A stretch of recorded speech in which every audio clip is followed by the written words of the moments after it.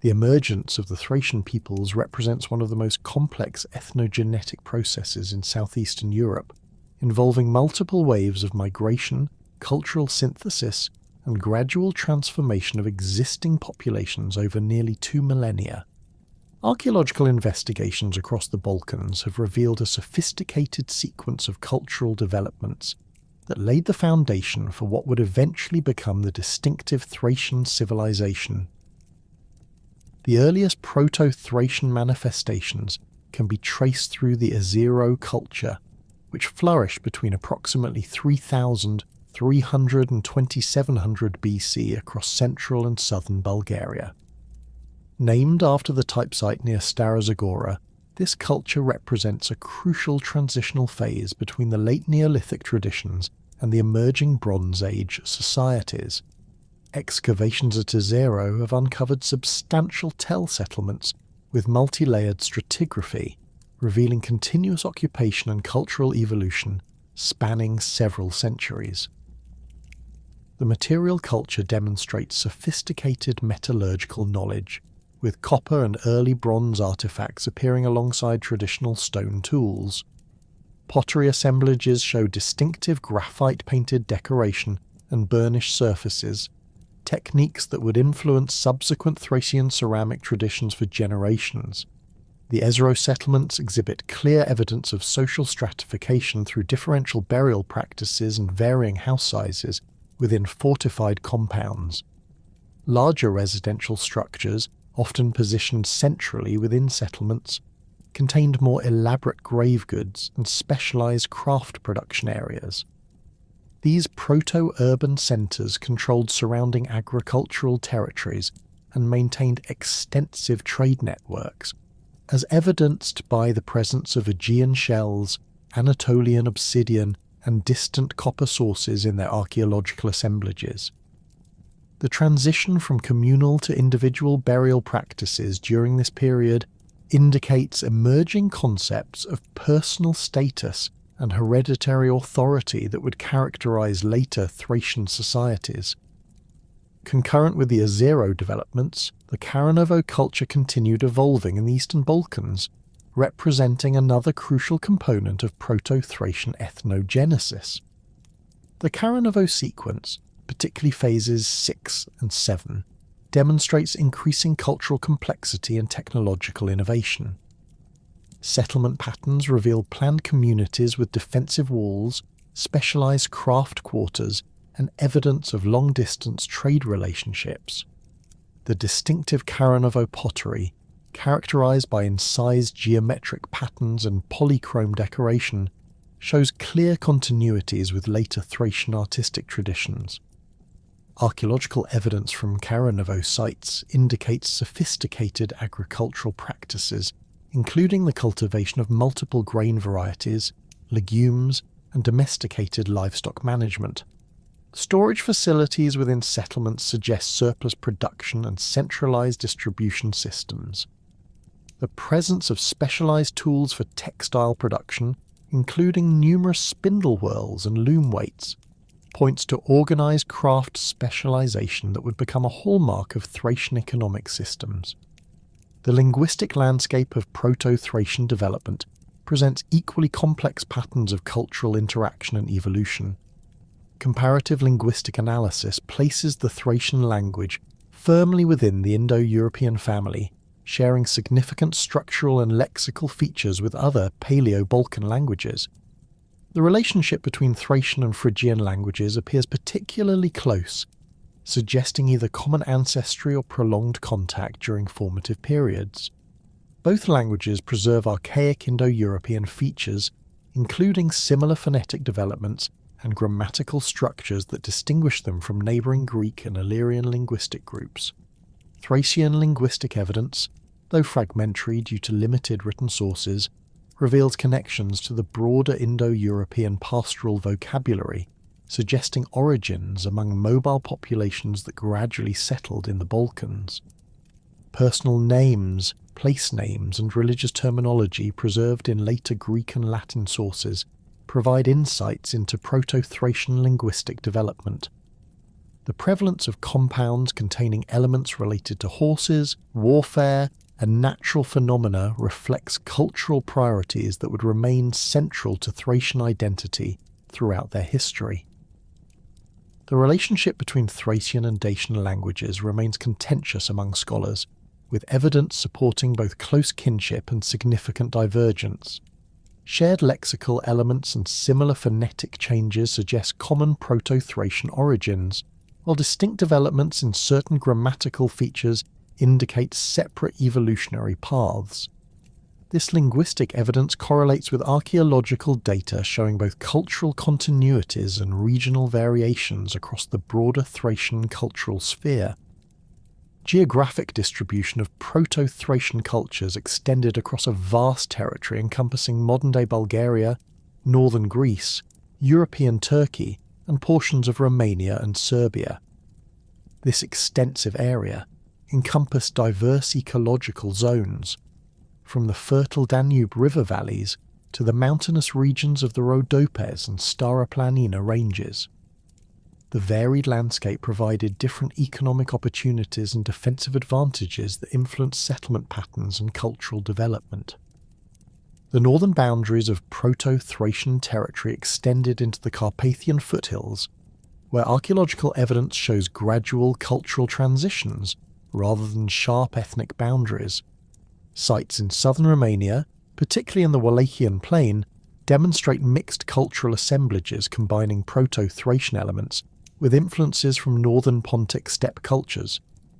These border regions served as zones of cultural exchange and occasional conflict, contributing to the dynamic nature of early Thracian development. Southern territorial limits reached the northern shores of the Aegean Sea, where Proto-Thracian settlements interacted with emerging Greek communities. Archaeological evidence from sites like Dikili Tash in northern Greece shows cultural layers containing both Proto-Thracian and early Greek material culture, indicating complex relationships that would continue throughout antiquity. The Thracian presence in these southern regions established patterns of interaction with Mediterranean civilizations that would profoundly influence their subsequent development. Eastern boundaries extended across the Bosphorus into northwestern Anatolia, where Proto-Thracian groups encountered and sometimes merged with Phrygian populations. Archaeological sites in European Turkey preserve evidence of this cultural mixing, with burial practices and material culture showing hybrid characteristics. The strategic position of these eastern territories provided access to Anatolian trade routes and technological innovations, particularly in metallurgy and craft production.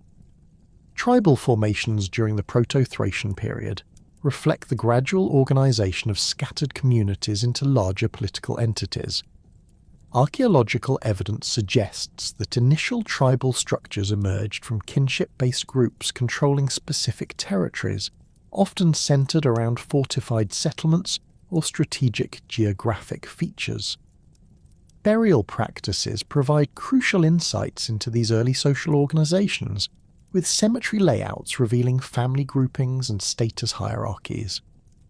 The transition from collective to individual burial practices marks a significant development in Proto-Thracian social organization. Early collective burials in pit graves or simple chambers gave way to elaborate individual interments with distinctive grave goods. Warrior burials, identifiable through weapons and horse equipment, appear with increasing frequency during the later Bronze Age, indicating the emergence of military elites who would dominate Thracian society. Settlement patterns reveal hierarchical arrangements, with larger central sites controlling networks of smaller communities. These proto-urban centres often occupied defensive positions on hills or river terraces, surrounded by agricultural territories and satellite settlements. The presence of specialized craft areas within these centers suggests economic control over production and distribution networks extending across tribal territories. Evidence from sites like Perperikon in the Rhodope Mountains demonstrates the early establishment of religious centers that served multiple communities. These sacred sites, often associated with rock-cut sanctuaries and astronomical observations, provided focal points for tribal identity and political organization. The continuity of religious practices at such sites throughout Thracian history indicates their fundamental importance in social cohesion and cultural identity. The development of metallurgical technologies during this period transformed both economic systems and social structures. Bronze working techniques, initially derived from Anatolian sources, were adapted and refined by Proto-Thracian craftsmen. The production of weapons, tools, and ornamental objects required specialized knowledge and resources, contributing to social stratification and trade relationships. Mining activities in the Rhodope and Sredna Agora mountains provided raw materials for expanding metallurgical industries. Agricultural intensification accompanied social complexity, with evidence of improved ploughing techniques, crop rotation systems, and livestock management. The domestication of horses, which would become central to Thracian culture, appears to have occurred during this period through contact with Pontic steppe populations. Horse breeding and training required specialized knowledge and resources, contributing to the emergence of aristocratic classes associated with mounted warfare and prestige display. The collapse of Mycenaean civilization around 1200 BC created a power vacuum across the eastern Mediterranean that fundamentally altered the trajectory of Thracian development. As Bronze Age palace systems crumbled and traditional trade networks fragmented, the Proto-Thracian communities that had previously existed on the periphery of these great civilizations found themselves positioned to expand and consolidate their territories. This period witnessed the crystallization of distinctly Thracian cultural expressions and the emergence of sophisticated political entities that would define the region for centuries to come. Archaeological evidence from this transitional period reveals a marked acceleration in cultural innovation and territorial expansion. Sites previously occupied by small farming communities began showing signs of fortification and planned urban development. The settlement at Perpericon, perched dramatically on a rocky outcrop in the Rhodope Mountains, underwent massive expansion during this period. Excavations have revealed complex rock-cut chambers, elaborate drainage systems, and defensive walls that incorporated natural cliff faces with constructed fortifications. The site's strategic position commanded views across multiple river valleys, enabling control over trade routes connecting the Aegean coast with the Danube basin. The material culture emerging from these expanded settlements demonstrates sophisticated craftsmanship and distinctive artistic traditions that mark the full emergence of Thracian civilization. Pottery assemblages from sites like Perpericon and Tatul show dramatic departures from earlier Proto-Thracian traditions. Vessels display complex geometric patterns executed in multiple colours, with recurring motifs including spirals, meanders, and stylized animal forms. The technical quality of these ceramics indicates specialized production centres with master craftsmen who commanded extensive knowledge of firing techniques, clay preparation, and decorative applications. Particularly striking are the large storage vessels, or pithoi, discovered in palatial contexts at major sites. These enormous containers, some standing over 2 meters tall, feature elaborate relief decorations depicting processions of animals, geometric patterns, and what appear to be religious scenes.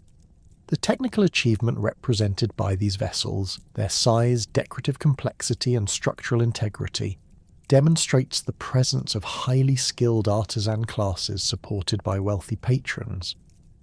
Chemical analysis of clay sources indicates that certain prestigious pottery types were produced at specific centres and distributed across wide territories, suggesting centralized control over luxury craft production. The emergence of Thracian goldsmithing during this period represents perhaps the most spectacular development in their material culture. While earlier Proto-Thracian sites contained modest bronze and copper artifacts, the Bronze Age kingdoms produced goldwork of extraordinary sophistication and artistic achievement. The techniques employed by Thracian goldsmiths included granulation, filigree work, repousse decoration, and complex alloy compositions that produce distinctive colour variations. These technical innovations appear to have developed independently of contemporary Mediterranean traditions, suggesting indigenous innovation rather than mere adoption of foreign techniques. Gold artifacts from burial contexts reveal the full range of Thracian goldsmithing capabilities.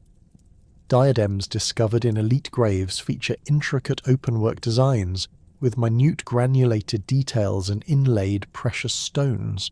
Ceremonial vessels, including reta shaped as animal heads, demonstrate masterful control over three-dimensional forms combined with surface decoration of remarkable delicacy. The famous Thracian torques, heavy neck rings that would become symbols of aristocratic status, first appear during this period in forms that established templates for centuries of subsequent production. The sources of gold that enabled this flourishing craft tradition came primarily from alluvial deposits in Thracian-controlled river systems, particularly in the Rhodope Mountains and the upper reaches of the Hebros River. Archaeological evidence from mining sites indicates systematic exploitation, using hydraulic techniques and underground galleries. The scale of these operations required organised labour forces and substantial infrastructure, pointing to centralised control over precious metal resources by emerging political authorities. Metalworking extended beyond precious metals to include sophisticated bronze and iron technologies. Thracian smiths developed distinctive alloy compositions that produced bronze with enhanced hardness and distinctive coloration. Weapons from this period show remarkable standardization in design and manufacturing quality, suggesting centralized production systems serving military organizations.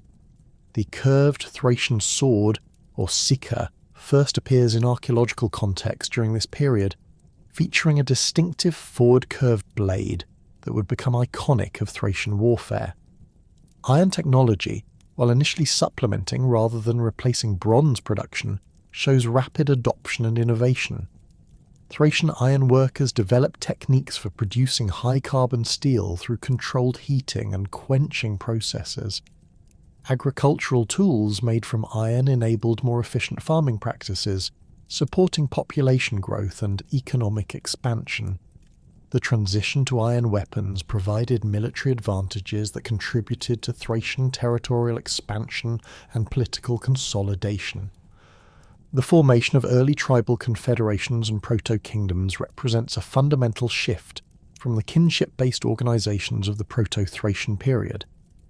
Archaeological evidence suggests that this political evolution occurred through both voluntary alliance building and military conquest. Fortified sites like Perperikon served as centres for these emerging political entities, combining religious, administrative, and military functions within single complexes. The site of Tatul, located in the eastern Rhodopes, provides exceptional insights into the nature of these early kingdoms. The complex features a massive rock-cut sanctuary with astronomical alignments surrounded by extensive residential and administrative areas. The sanctuary itself consists of multiple chambers carved directly into the bedrock, connected by corridors and featuring elaborate drainage systems. The precision of the rock-cutting work and the complexity of the overall design indicate the presence of skilled architects and engineers working under centralized authority. Burial practices associated with these proto-kingdoms reveal increasingly elaborate expressions of social hierarchy and political authority. Elite graves from this period contain unprecedented quantities of luxury goods, including gold jewellery, imported ceramics, and weapons of exceptional quality. The famous burial at Varna, while slightly earlier, established patterns that continued to develop during the Bronze Age kingdoms. Later elite burials show even greater elaboration, with some graves containing entire chariots, complete horse harnesses, and sets of ceremonial weapons. The spatial organisation of cemeteries reflects the political structures of these early kingdoms. Royal or chiefly burials occupy central positions within cemetery grounds, surrounded by graves of lesser elites arranged in hierarchical patterns. Common burials, while less elaborate, show standardized practices that suggest shared cultural identity across social levels. The presence of imported goods even in modest graves indicates that the wealth generated by elite activities benefited broader populations through trade and redistribution systems. Religious practices during the Bronze Age kingdoms show both continuity with earlier traditions and significant innovations that would characterize Thracian spirituality throughout their history. The worship of the Great Mother Goddess, evidenced by numerous figurines and relief carvings, appears to have gained institutional support during this period. Sanctuaries dedicated to this deity feature elaborate architectural settings with provisions for large gatherings and ceremonial activities. The Great Mother Goddess appears in Thracian iconography as a figure of fertility and protection, often depicted with attributes linking her to both earth and sky. Relief carvings from sanctuary sites show her receiving offerings from processions of worshippers, sometimes accompanied by animals including lions, bulls, and birds. The consistency of her iconographic representation across different sites suggests standardized religious practices maintained by organized priesthoods. Solar cults also gained prominence during this period, with numerous sites showing astronomical alignments and solar observation capabilities. The sanctuary at Tatul features chambers specifically oriented to capture sunlight at solstices and equinoxes, creating dramatic lighting effects during religious ceremonies. Stone circles and megalithic arrangements at various sites across Thracian territory demonstrate sophisticated understanding of astronomical cycles and their integration into religious practice. The development of Orphic traditions during this period represents one of the most significant contributions of Thracian culture to broader Mediterranean civilization. While later Greek sources would claim Orpheus as their own, archaeological and linguistic evidence suggests that the core elements of Orphic religion originated within Thracian religious traditions. The emphasis on personal salvation, the journey of the soul after death, and the power of music to bridge earthly and divine realms all reflect distinctly Thracian spiritual concepts. Mystery religions associated with Orphic traditions required initiation ceremonies conducted in underground chambers or natural caves. Archaeological investigations of cave sites in Thracian territory have revealed evidence of ritual activities including ceremonial fires, offering deposits, and rock carvings depicting mythological scenes. The secrecy surrounding these practices means that their exact nature remains unclear, but their influence on later Greek and Roman mystery cults demonstrates their fundamental importance in ancient religious development. Trade networks established during the Bronze Age kingdoms connected Thracian territories with civilizations across the known world. The collapse of Mycenaean trade systems created opportunities for Thracian merchants to establish direct relationships with emerging powers in Anatolia, the Levant, and Egypt. Archaeological evidence from major Thracian sites includes artifacts from remarkably distant sources, indicating the scope and sophistication of these commercial relationships. Amber from the Baltic coast appears in Thracian elite burials, demonstrating connections to northern European trade networks. The famous amber route, which carried this precious material from Baltic shores to Mediterranean markets, passed directly through Thracian territory. Control over segments of this trade provided substantial revenues that supported the luxury consumption evident in archaeological assemblages. Cultural exchanges with Anatolian peoples intensified during this period, facilitated by shared linguistic heritage and geographic proximity. Phrygian influences appear in Thracian pottery styles and metalworking techniques, while Thracian artistic motifs spread westward into Anatolia. The bidirectional nature of these exchanges suggests relationships based on mutual benefit rather than dominance by either party. The interaction with emerging Iron Age cultures of the Balkans created complex patterns of cultural diffusion and political alliance. Illyrian territories to the west maintained trade relationships with Thracian kingdoms while occasionally engaging in territorial conflicts. Archaeological evidence from border regions shows mixed cultural assemblages that reflect both peaceful exchange and military competition. Greek colonization along the Black Sea and Aegean coast during the 8th century BC created new opportunities and challenges for Thracian kingdoms. While some coastal territories came under direct Greek control, inland Thracian powers maintained independence while engaging in profitable trade relationships. Greek sources from this period describe Thracian kingdoms as wealthy and militarily formidable, capable of fielding large armies and controlling extensive territories. The economic foundation supporting these Bronze Age kingdoms rested on diversified production systems that combined agriculture, pastoralism, craft production, and trade. Archaeological evidence indicates systematic land management practices including terraced farming, irrigation systems, and specialized crop production. The cultivation of grapes and production of wine appear to have become important economic activities during this period, with wine serving both domestic consumption and export markets. Pastoral activities, particularly horse breeding, provided both economic returns and military capabilities that distinguished Thracian kingdoms from their neighbours.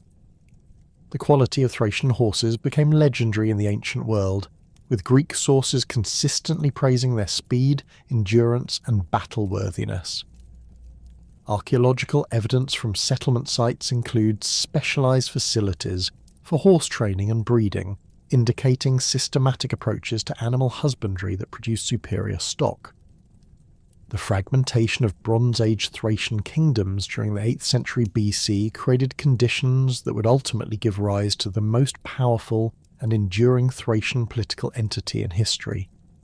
As smaller tribal confederations struggled to maintain territorial control against increasing pressure from Greek colonization along the coasts and Scythian incursions from the north, a new form of centralized authority began emerging in the heartland of Thracian territory. This transformation would culminate in the establishment of the Odrysian kingdom under Terras I, fundamentally altering the political landscape of southeastern Europe and creating the largest indigenous state the region had ever witnessed. The emergence of Terras around 480-470 BC as the first historically documented Thracian king represents a watershed moment in the transition from tribal confederations to centralized monarchy. Unlike his predecessors, whose existence remains largely archaeological inference, Terras appears in contemporary Greek sources as a formidable political figure capable of unifying disparate Thracian tribes under a single authority. Herodotus, writing within living memory of these events, describes Terras as commanding vast territories and numerous subject peoples, indicating that his rise to power involves both military conquest and diplomatic alliance building on an unprecedented scale. The consolidation of power under Terras I occurred during a period of intense external pressure that may have catalysed internal Thracian unity. The Persian campaigns of Darius I in 513 BC had demonstrated the vulnerability of fragmented tribal societies to organised imperial forces. While the Persians ultimately withdrew from European territories, their brief occupation exposed the limitations of traditional Thracian political structures. Greek colonial expansion along the Black Sea coast simultaneously threatened Thracian access to maritime trade routes and challenged their control over crucial river valleys. Archaeological evidence from sites associated with early Odrysian power centres reveals dramatic changes in settlement patterns and material culture that coincide with Terras I's reign. The site of Suthopolis, though founded later by Suth III, shows earlier occupation layers containing defensive works and administrative buildings that suggest systematic territorial organisation. Excavations have uncovered standardised pottery types, uniform weapon designs, and architectural elements that indicate centralised production and distribution systems operating across wide geographical areas. The political organisation established by Terras and refined by his successors created a sophisticated administrative structure that balanced central authority with local autonomy.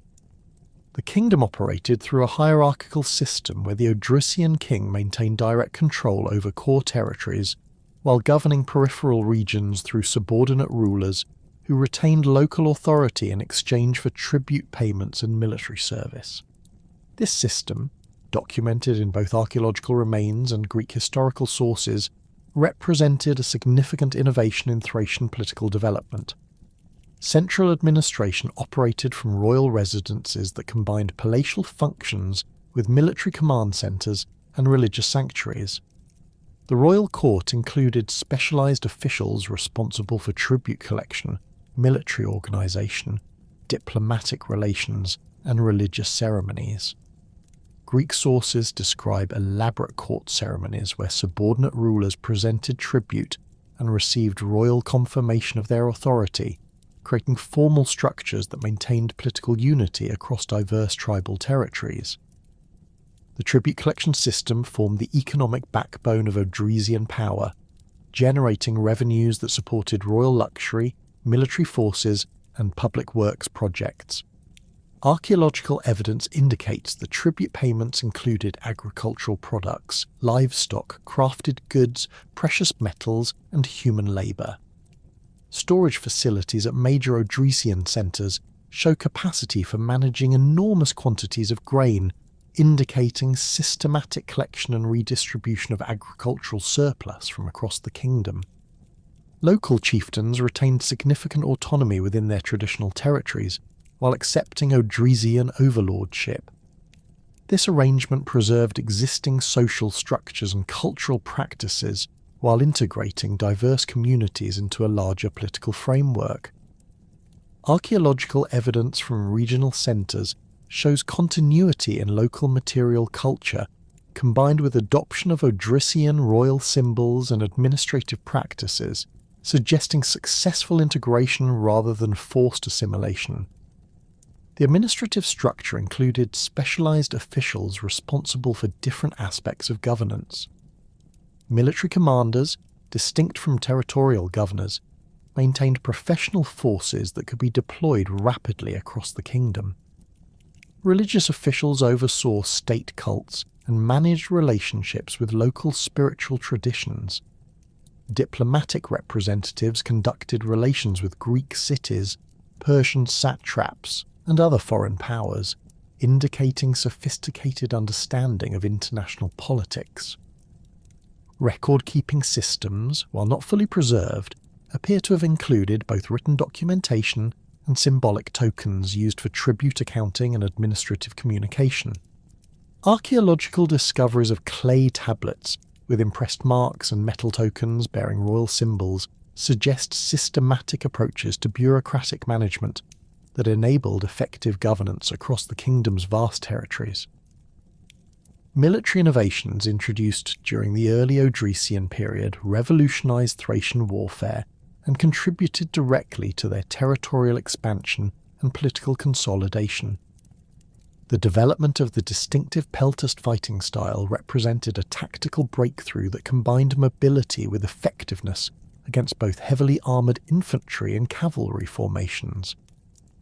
Peltasts, named after their characteristic crescent-shaped shields called pelt, fought as light infantry armed with javelins, short swords, and minimal armour that maximised speed and manoeuvrability. The pelt shield itself represented a significant technological innovation, constructed from wickerwork or light wood covered with leather or bronze facing. Its crescent shape provided protection, while allowing rapid movement and weapon handling. Archaeological examples show shields measuring approximately 60 centimetres in diameter, with reinforced rim construction, and decorated surfaces featuring geometric patterns or animal motifs. The lightweight construction enabled peltasts to maintain combat effectiveness during extended engagements while avoiding the fatigue associated with heavier equipment. Peltast tactics emphasised harassment of enemy formations through rapid javelin attacks followed by strategic withdrawal before enemy forces could close for melee combat. This approach proved particularly effective against Greek hoplite formations, whose heavy armour and tight formation discipline made them vulnerable to mobile opponents who could strike and retreat before retaliation. Archaeological evidence from battlefield sites shows javelin points designed specifically for penetrating armour, with hardened iron tips and aerodynamic bronze shafts that maximised range and accuracy. The curved Sika sword became the signature weapon of Thracian warriors, featuring a distinctive forward-curved blade that concentrated cutting force at the tip while providing excellent slashing capabilities along the entire edge. Archaeological examples show blades ranging from 40 to 60 centimetres in length, forged from high-carbon steel that maintained sharp edges through extended combat use. The curvature varied according to intended function, with more pronounced curves for cavalry use and subtler curves for infantry combat. Metallurgical analysis of surviving Sika blades reveals sophisticated forging techniques that produced weapons superior to contemporary Greek and Persian designs. Thracian smiths developed methods for creating differential hardness along blade length, with harder edges for cutting and more flexible spines to prevent breakage. The distinctive curve required specialised forging techniques that demonstrated mastery of both metallurgy and weapon design principles. Warrior culture in Odrysian society elevated military service to the highest social status, with elaborate ceremonies marking transitions from youth to warrior status and from common soldier to elite fighter. Archaeological evidence from warrior burials shows standardised equipment sets that indicate systematic military organisation and training. Elite warrior graves contain multiple weapons, horse equipment, and ceremonial items that reflect both military achievement and social rank. Training systems for Odrysian warriors combined individual skill development with unit-level coordination that enabled effective battlefield performance. Archaeological evidence suggests specialised training facilities where warriors practiced with standardised equipment under experienced instructors. The consistency of weapon types and fighting techniques across the kingdom indicates centralised military education that produced uniformly trained forces capable of coordinated operations. Cavalry forces played crucial roles in Odrysian military organisation, taking advantage of superior Thracian horsemanship and the kingdom's extensive horse breeding programs.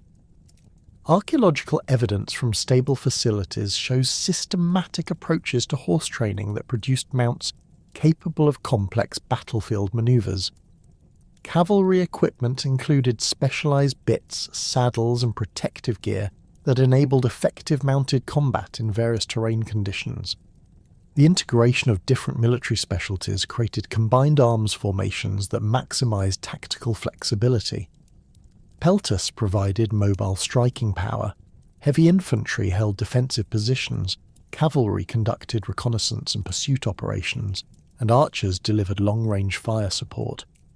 This military system enabled Odrysian forces to adapt to different opponents and battlefield conditions while maintaining consistent tactical advantages.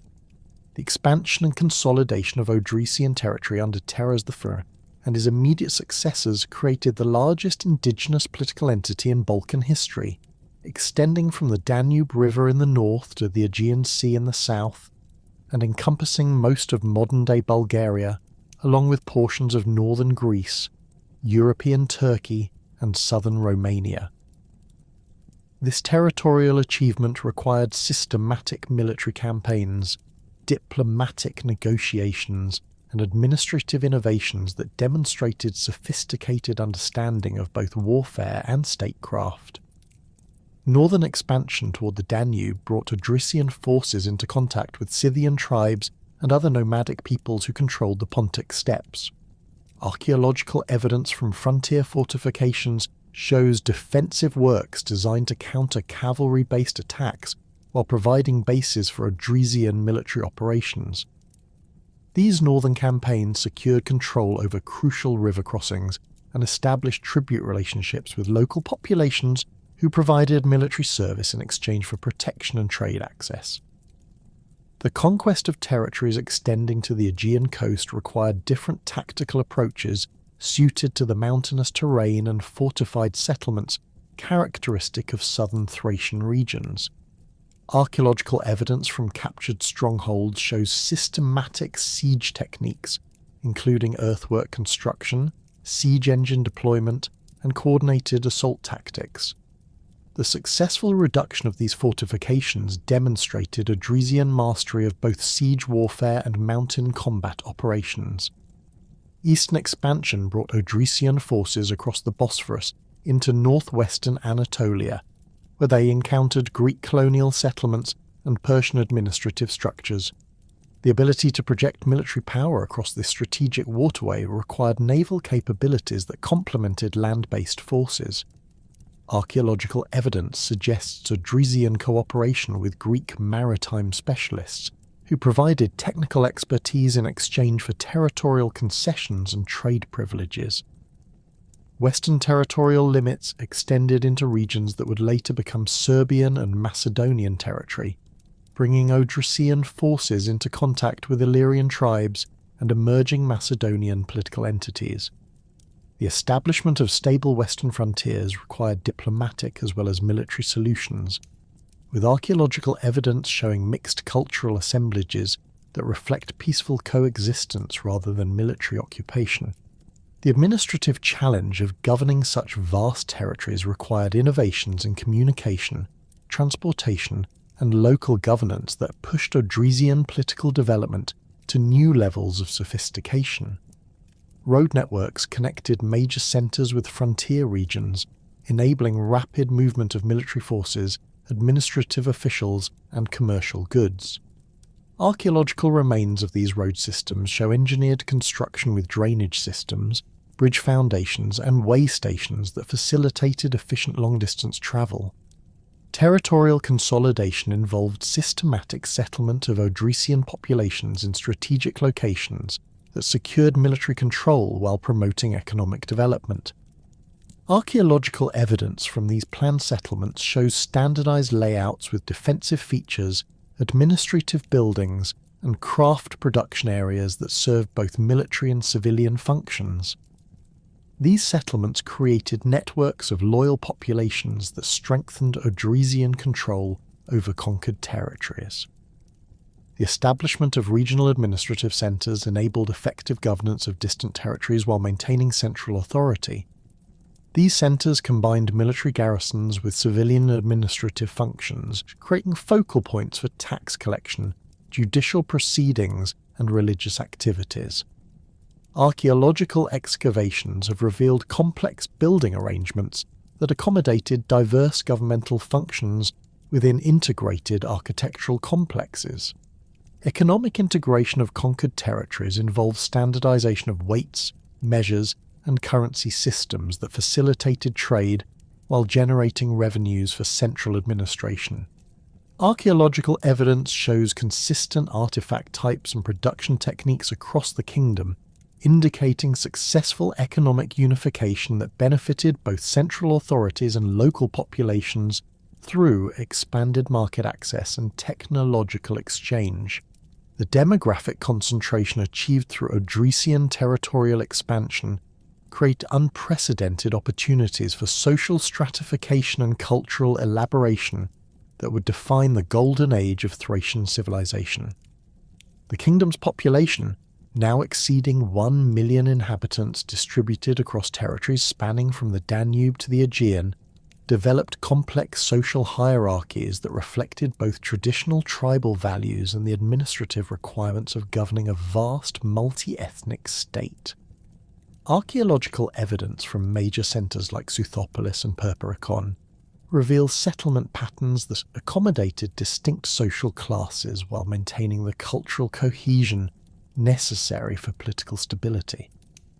The aristocratic elite occupied the apex of Thracian social hierarchy, consisting of the royal family, regional governors, military commanders, and wealthy landowners who controlled vast estates worked by dependent populations.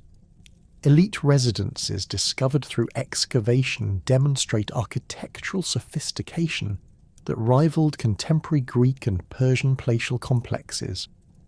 The royal residence at Suthopolis featured multiple courtyards surrounded by reception halls, private apartments, administrative offices and religious chambers, all constructed with carefully fitted stone blocks and decorated with painted plaster walls depicting hunting scenes, religious ceremonies and geometric patterns. Archaeological evidence from elite burials provides detailed insights into aristocratic lifestyle and material culture.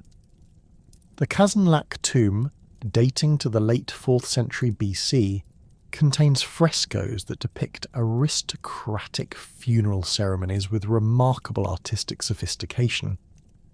The paintings show elaborately dressed nobles participating in ritual activities, wearing gold jewellery, embroidered textiles, and ceremonial weapons that demonstrate both wealth and cultural refinement.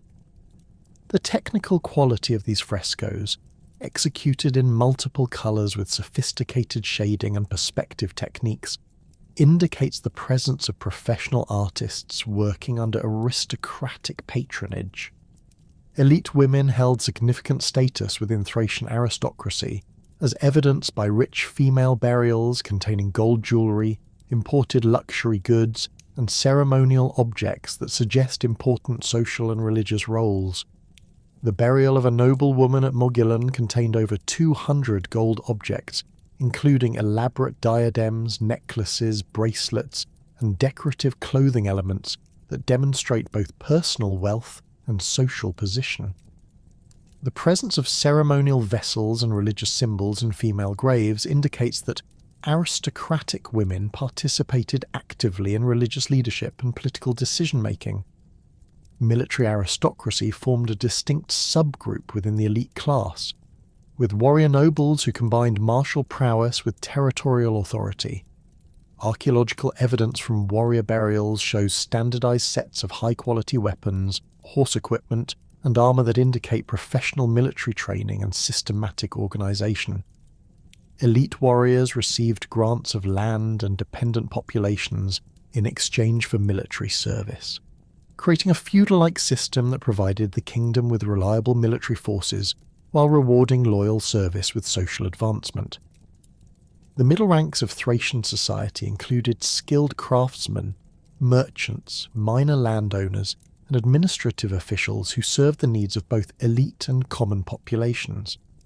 Archaeological evidence from craft quarters in major settlements reveals specialized production areas where metal workers, potters, textile producers, and other artisans created goods for both local consumption and long-distance trade. The standardization of craft products across the kingdom indicates systematic training and quality control that maintained Thracian reputation for superior craftsmanship. Metalworkers occupied particularly prestigious positions within the artisan class due to the importance of weapons, tools, and luxury objects in Thracian culture. Archaeological investigation of workshops has revealed sophisticated furnaces, specialized tools, and raw material storage areas that demonstrate advanced metallurgical knowledge. The production of the distinctive Thracian silver and gold vessels required techniques including repousse work, engraving, and complex alloy preparation that demanded years of training and considerable artistic skill. Merchants formed another important middle-class group, facilitating trade relationships that connected Thracian territories with markets across the known world. Evidence from commercial districts shows standardized weights and measures, storage facilities, and accounting systems that enabled efficient long-distance commerce. Merchant families accumulated substantial wealth through control over trade routes, with some achieving social status approaching that of minor nobility through successful commercial enterprises. Agricultural populations constituted the majority of Thracian society, including both free farmers who owned small plots of land and dependent peasants who worked estates belonging to aristocratic landowners. Archaeological evidence from rural settlements shows substantial farmhouses surrounded by agricultural buildings, storage facilities, and craft workshops that indicate relatively prosperous farming communities.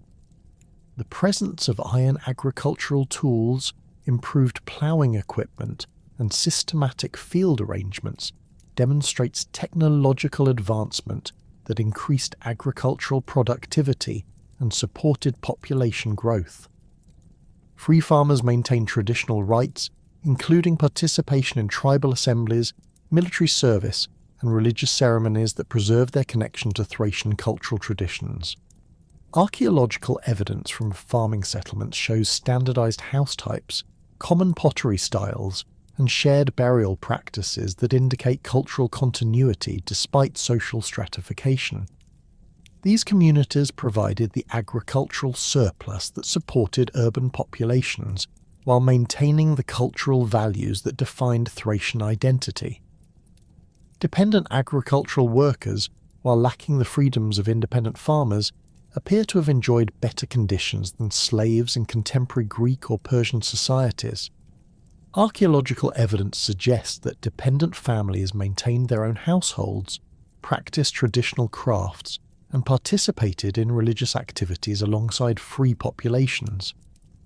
The integration of dependent workers into Thracian communities, rather than their segregation, indicates social systems that emphasize cultural unity over rigid class distinctions. Slavery existed within Thracian society, but appears to have been less central to economic production than in contemporary Mediterranean civilizations. Archaeological evidence suggests that slaves were primarily war captives who worked in domestic service, mining operations, and specialized craft production rather than agricultural labor.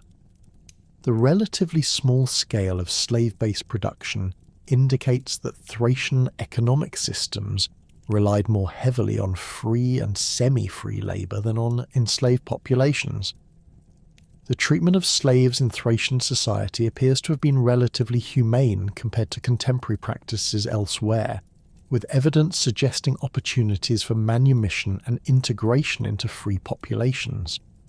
Archaeological finds from settlements include burials of apparent former slaves who achieved free status and accumulated modest wealth through successful craft production or military service. This social mobility, while limited, indicates that Thracian society maintained some flexibility in status arrangements. Religious beliefs and practices during the Odrysian period reflected both ancient Thracian traditions and influences from contact with Greek, Persian, and other Mediterranean cultures. The pantheon of Thracian deities combined indigenous nature spirits with anthropomorphic gods who governed specific aspects of human activity. Archaeological evidence from sanctuary sites reveals complex religious systems that integrated personal devotion, community celebrations, and state ceremonies into comprehensive spiritual frameworks that reinforce social cohesion and political authority. The cult of Dionysus held particular significance in Thracian religious life, though the Thracian version of this deity differed substantially from Greek interpretations. Thracian Dionysus appeared as a god of fertility, death, and rebirth, who governed the cycles of agricultural production and human mortality. Archaeological evidence from Dionysiac sanctuaries shows ritual equipment including ceremonial vessels, masks, and musical instruments used in religious celebrations that combined ecstatic dancing, wine consumption, and symbolic death and resurrection ceremonies. The sanctuary at Perpericon provides exceptional evidence for Dionysiac worship, with rock-cut chambers that created acoustic effects during religious ceremonies. Excavations have revealed altars, offering deposits, and carved reliefs that depict ritual activities including animal sacrifices, wine libations, and ceremonial meals shared between worshippers and divine powers. The architectural sophistication of these religious facilities indicates substantial investment in religious infrastructure that served both local communities and pilgrims from across the kingdom. Mystery religions associated with Orphic traditions offered initiates personal salvation through secret knowledge and ritual purification. Archaeological evidence from cave sanctuaries and underground chambers reveals specialized facilities for initiation ceremonies that promise spiritual transformation and eternal life. The Orphic mysteries emphasize the divine nature of the human soul, and its potential for liberation from earthly existence through proper religious knowledge and moral behaviour. The legendary figure of Orpheus, while later claimed by Greek culture, appears to have originated within Thracian religious traditions as a divine musician, whose songs could bridge the gap between earthly and supernatural realms. Archaeological evidence includes numerous depictions of musicians in religious contexts, suggesting that music played central roles in Thracian spiritual practices. The power attributed to musical performance in religious ceremonies reflects beliefs about sound's ability to communicate with divine powers and transform human consciousness. Thracian artistic traditions reached unprecedented heights during this period, producing masterworks that combined technical excellence with distinctive cultural expressions.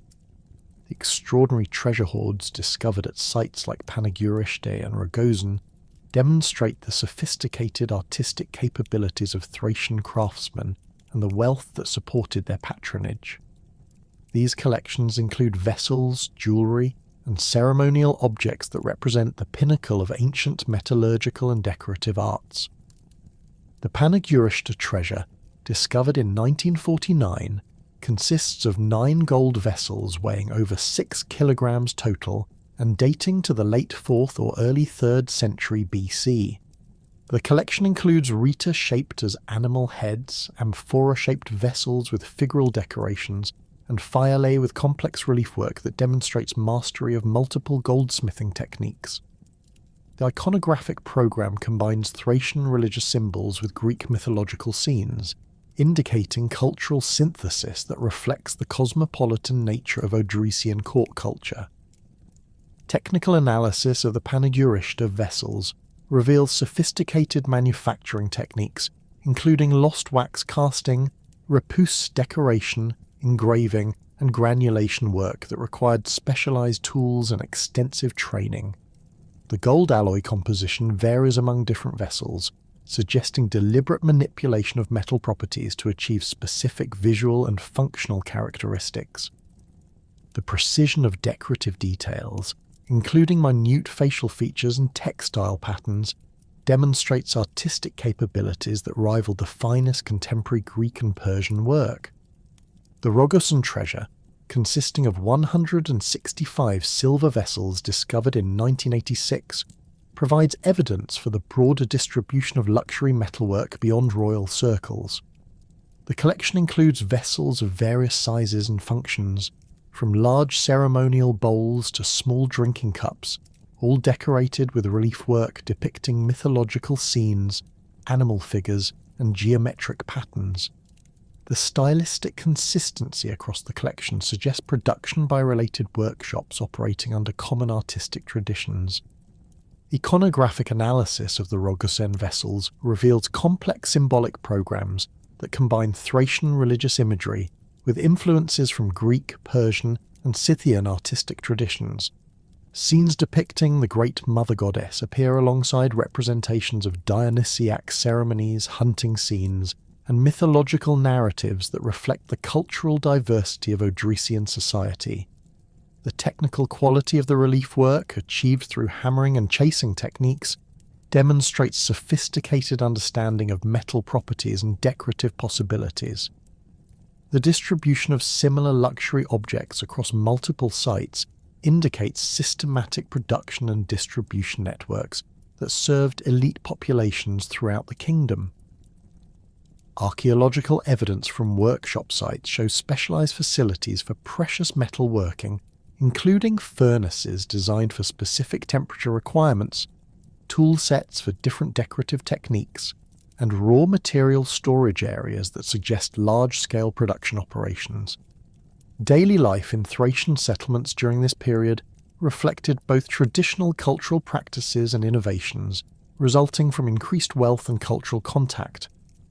Archaeological evidence from residential areas shows house types ranging from simple single-room structures for common families to complex multi-room compounds for wealthy households. Construction techniques varied according to local materials and social status, with elite residences featuring stone foundations, timber frame construction, and decorated interior walls. Settlement patterns across the kingdom show planned urban development that accommodated diverse functional requirements while maintaining defensive capabilities. Major centres like Suthopolis featured organised street layouts, centralised water supply systems, drainage networks, and specialised districts for different activities. Archaeological evidence indicates systematic urban planning that balanced residential, commercial, administrative, and religious functions within integrated community designs. Economic activities within settlements included both subsistence production and specialised crafts that served local and regional markets. Archaeological evidence from workshop areas shows production facilities for pottery, metalworking, textile production, leatherworking and food processing that supplied community needs while generating surplus for trade. The standardization of craft products indicates systematic training and quality control that maintained consistent production standards. Agricultural activities formed the economic foundation of Thracian society, with farming practices that combined traditional techniques with innovations that increase productivity. Archaeological evidence shows systematic field arrangements, improved ploughing equipment, crop rotation systems and storage facilities that enabled efficient agricultural production. The cultivation of grains, legumes, fruits and vegetables provided dietary diversity while generating surplus for urban populations and export markets. Animal husbandry played crucial roles in Thracian economic systems, with specialised breeding programs that produced livestock for food, materials and transportation. Horse breeding remained particularly important, with archaeological evidence showing dedicated facilities for training and maintaining the superior horses that formed the basis of Thracian military and economic power.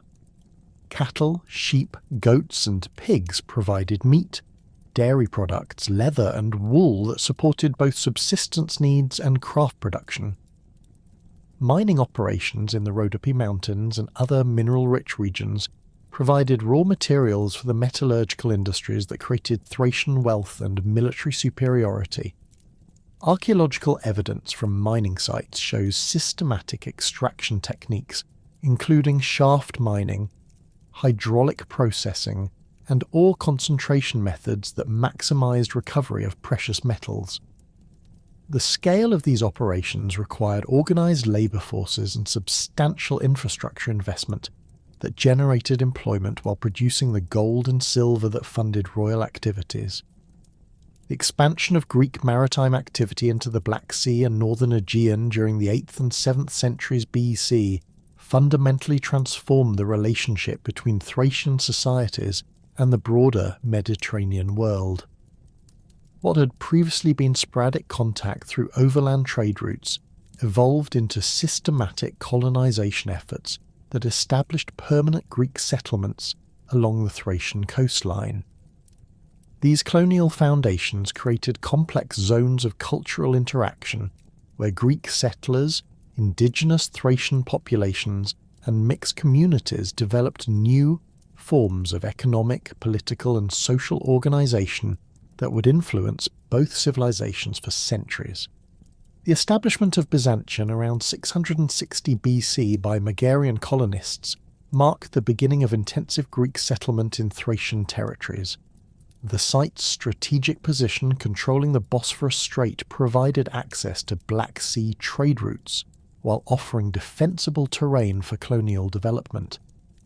Archaeological excavations in the lower levels of Istanbul have revealed the earliest Greek settlement layers containing pottery, architectural remains and burial practices that demonstrate the colonists' attempts to recreate familiar urban environments within Thracian territory. The initial Greek settlement occupied a relatively small area on the eastern tip of the peninsula, surrounded by Thracian communities who controlled the surrounding countryside and maintained their traditional settlement patterns. The relationship between the Greek colonists at Byzantium and local Thracian populations appears to have developed through negotiated coexistence rather than military conquest.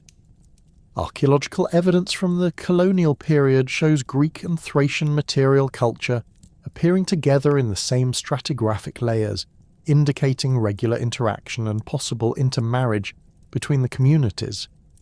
Thracian pottery types found within the Greek settlement areas suggest that local populations provided agricultural products and craft goods to the colonists, while Greek artifacts in nearby Thracian sites indicate reciprocal exchange relationships. The economic foundation of Byzantium rested on its position as a transit point for goods moving between Europe and Asia, with the colony serving as a commercial hub where Thracian products could be exchanged for Mediterranean commodities. Archaeological evidence from harbour installations shows systematic development of port facilities capable of handling large merchant vessels, while storage buildings and commercial districts demonstrate the colony's function as a major trading centre. The standardization of weights and measures found at the site indicates systematic commercial practices that facilitated long-distance trade relationships. Apollonia Pontica, established by Milesian colonists around 610 BC on the western Black Sea coast, developed different relationships with surrounding Thracian populations due to its location within more densely populated indigenous territories. The colony's foundation required more extensive negotiations with local Thracian rulers, resulting in formal agreements that defined territorial boundaries and commercial relationships. Archaeological evidence from the site shows planned urban development that incorporated defensive features while maintaining open access to surrounding agricultural areas controlled by Thracian communities. The urban layout of Apollonia Pontica reflects careful planning that balanced Greek colonial traditions with practical considerations imposed by the local environment and political situation. Excavations have revealed a grid street system characteristic of planned Greek cities, but with modifications that accommodated the natural topography and defensive requirements specific to the colonial context. The agora occupied a central position within the urban plan, surrounded by public buildings, including temples, administrative structures, and commercial facilities that serve both Greek and Thracian populations. Religious practices at Apollonia Pontica demonstrate the complex cultural negotiations required for successful colonial establishment. The colony's patron deity, Apollo, received worship in temples that incorporated architectural elements reflecting both Greek traditions and local Thracian preferences. Archaeological evidence includes votive offerings that combine Greek artistic styles with Thracian religious symbols, indicating syncretistic practices that enabled religious coexistence between different cultural groups. The presence of Thracian religious artifacts within Greek sacred contexts suggests that colonial religious practices adapted to accommodate local spiritual traditions. Mesembria, founded by Megarian and Pontic colonists around 580 BC, occupied a strategic position on the western Black Sea coast that provided access to Thracian territories rich in agricultural products and mineral resources. The colony's development reflected lessons learned from earlier colonial experiences, with urban planning that incorporated more extensive provisions for interaction with indigenous populations. Archaeological evidence shows commercial districts specifically designed to accommodate Thracian merchants and craft producers, indicating systematic efforts to integrate local populations into colonial economic systems. The fortification systems at Mesembria demonstrate the evolution of colonial defensive strategies that balance security requirements with the need to maintain peaceful relationships with Thracian neighbours. The walls incorporated natural defensive features while providing controlled access points that facilitated commercial activity. Archaeological investigation of the fortifications shows multiple construction phases that reflect changing political circumstances and evolving relationships with surrounding Thracian communities. Harbour facilities at Mesembria show sophisticated engineering that enabled the colony to serve as a major export centre for Thracian products destined for Mediterranean markets. Excavations have revealed specialised storage facilities for grain, wine, and other agricultural products, along with workshops where Thracian raw materials were processed for export. The presence of standardized amphora types designed for specific products indicates systematic commercial relationships that connected Thracian producers with distant consumers through Greek commercial networks. The process of cultural exchange between Greek colonists and Thracian populations created new forms of artistic expression that combined elements from both traditions. Archaeological evidence from colonial sites shows the development of hybrid pottery styles that incorporated Greek technical innovations with Thracian decorative preferences. These vessels, produced in workshops that employed both Greek and Thracian craftsmen, demonstrate the creative potential of cultural interaction when conducted under conditions of mutual benefit rather than domination. Thracian adoption of Greek artistic styles occurred selectively, with indigenous populations incorporating foreign elements that enhanced their own cultural expressions rather than simply copying Greek models. Archaeological evidence from Thracian settlements near Greek colonies shows local pottery that adopts Greek firing techniques and surface treatments while maintaining traditional Thracian forms and decorative motifs. This selective adoption indicates sophisticated cultural judgment that preserved Thracian identity while embracing beneficial innovations. The development of mixed artistic traditions extended beyond pottery to include metalworking, sculpture, and architectural decoration.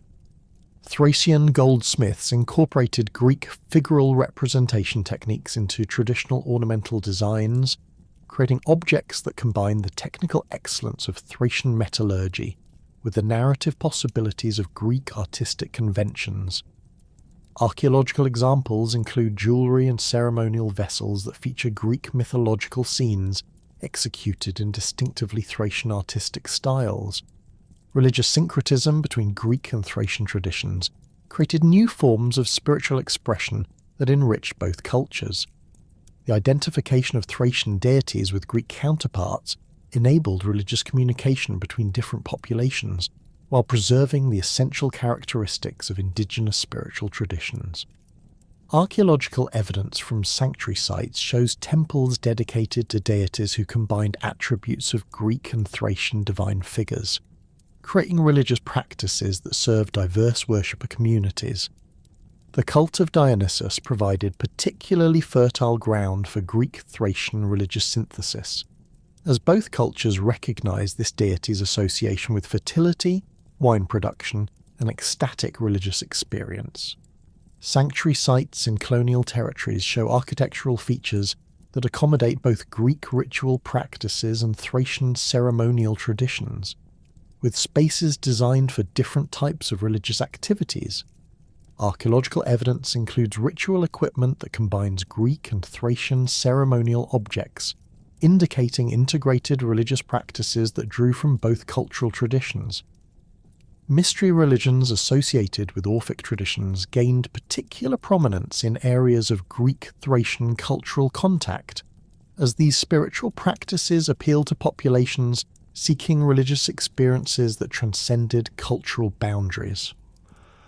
Archaeological evidence from mystery cult sites shows architectural features designed to accommodate secret initiation ceremonies, with underground chambers and acoustic arrangements that created dramatic religious experiences. The international character of these mystery religions enabled cultural exchange at the deepest levels of spiritual belief and practice.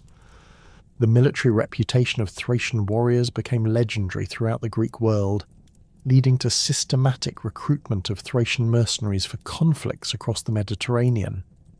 Greek sources consistently praised Thracian fighting abilities, describing warriors who combined exceptional individual skill with disciplined unit coordination that made them valuable allies in various military contexts. The demand for Thracian mercenaries created economic opportunities that benefited both individual warriors and the communities that supplied them. Thracian peltasts proved particularly effective in conflicts involving Greek city-states, as their mobile fighting style provided tactical advantages against traditional hoplite formations. Archaeological evidence from battlefields shows javelin points and shield fragments that demonstrate the effectiveness of Thracian equipment and tactics in various combat situations. The success of Thracian mercenaries led to adoption of peltas tactics by Greek armies, indicating the influence of Thracian military innovations on broader Mediterranean warfare. The organisation of Thracian mercenary service involved systematic recruitment networks that connected Greek employers with warrior communities throughout Thracian territory. Archaeological evidence from Thracian settlements shows specialised facilities for training and equipping mercenary forces, including weapons workshops, training grounds, and administrative centres that coordinated recruitment activities. The standardisation of equipment types indicates professional military organisation that maintained consistent quality standards for mercenary service. Thracian cavalry units gained particular renown for their effectiveness in reconnaissance, pursuit and harassment operations that complemented Greek infantry tactics. The superior quality of Thracian horses, combined with exceptional horsemanship skills developed through generations of pastoral traditions, created mounted forces that were highly valued by Greek military commanders. Archaeological evidence from stable facilities shows systematic horse breeding and training programs that produced mounts specifically suited for military service. The economic impact of mercenary service extended beyond individual compensation to include broader commercial relationships that connected Thracian communities with Mediterranean markets. Mercenary wages, paid in Greek silver coins, provided purchasing power that enabled Thracian populations to acquire foreign goods and technologies. Archaeological evidence from Thracian settlements shows increasing quantities of Greek pottery, metalwork, and other manufactured goods that reflect the economic benefits of military service. The reputation of Thracian warriors extended beyond their technical military capabilities to include cultural characteristics that impressed Greek observers. Ancient sources describe Thracian warriors as exceptionally brave, loyal to their comrades, and capable of enduring extreme hardships without complaint. These cultural qualities, combined with their military effectiveness, made Thracian mercenaries highly sought after for campaigns requiring both fighting ability and reliability under difficult conditions. Diplomatic relations between Thracian kingdoms and Greek city-states developed through complex negotiations that balanced competing interests while maintaining generally peaceful coexistence. The Odrysian kingdom, as the dominant Thracian political entity, conducted formal diplomatic relationships with major Greek powers including Athens, Sparta, and various colonial cities.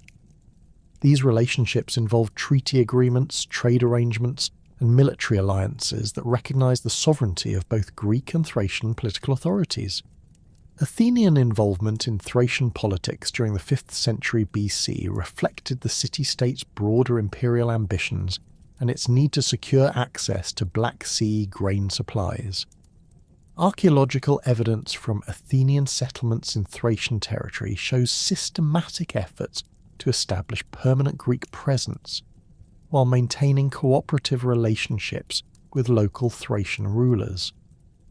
The construction of fortified trading posts and administrative centres indicates long-term Athenian strategic planning that required ongoing diplomatic negotiations with Thracian authorities. The Athenian expedition to the Chersonese under Miltiades created a precedent for Greek political involvement in Thracian affairs that would influence subsequent diplomatic relationships. Archaeological evidence from the Chersonese settlements shows planned urban development that incorporated both Greek and Thracian populations within integrated communities. The success of these settlements depended on maintaining peaceful relationships with surrounding Thracian territories through systematic diplomatic engagement and commercial cooperation. Athenian tribute assessments for Thracian territories reflect the complex political arrangements that governed Greek-Thracian relationships during the height of the Delian League. Archaeological evidence from tribute collection centres shows administrative facilities designed to process payments from diverse Thracian communities, indicating systematic bureaucratic relationships that formalised political connections between Athens and Thracian rulers. The variation in tribute amounts suggests its negotiated arrangements that recognised different levels of political autonomy and economic capability. The involvement of Thracian rulers in Greek political conflicts demonstrated their sophisticated understanding of Mediterranean power relationships and their ability to pursue independent foreign policies that served Thracian interests.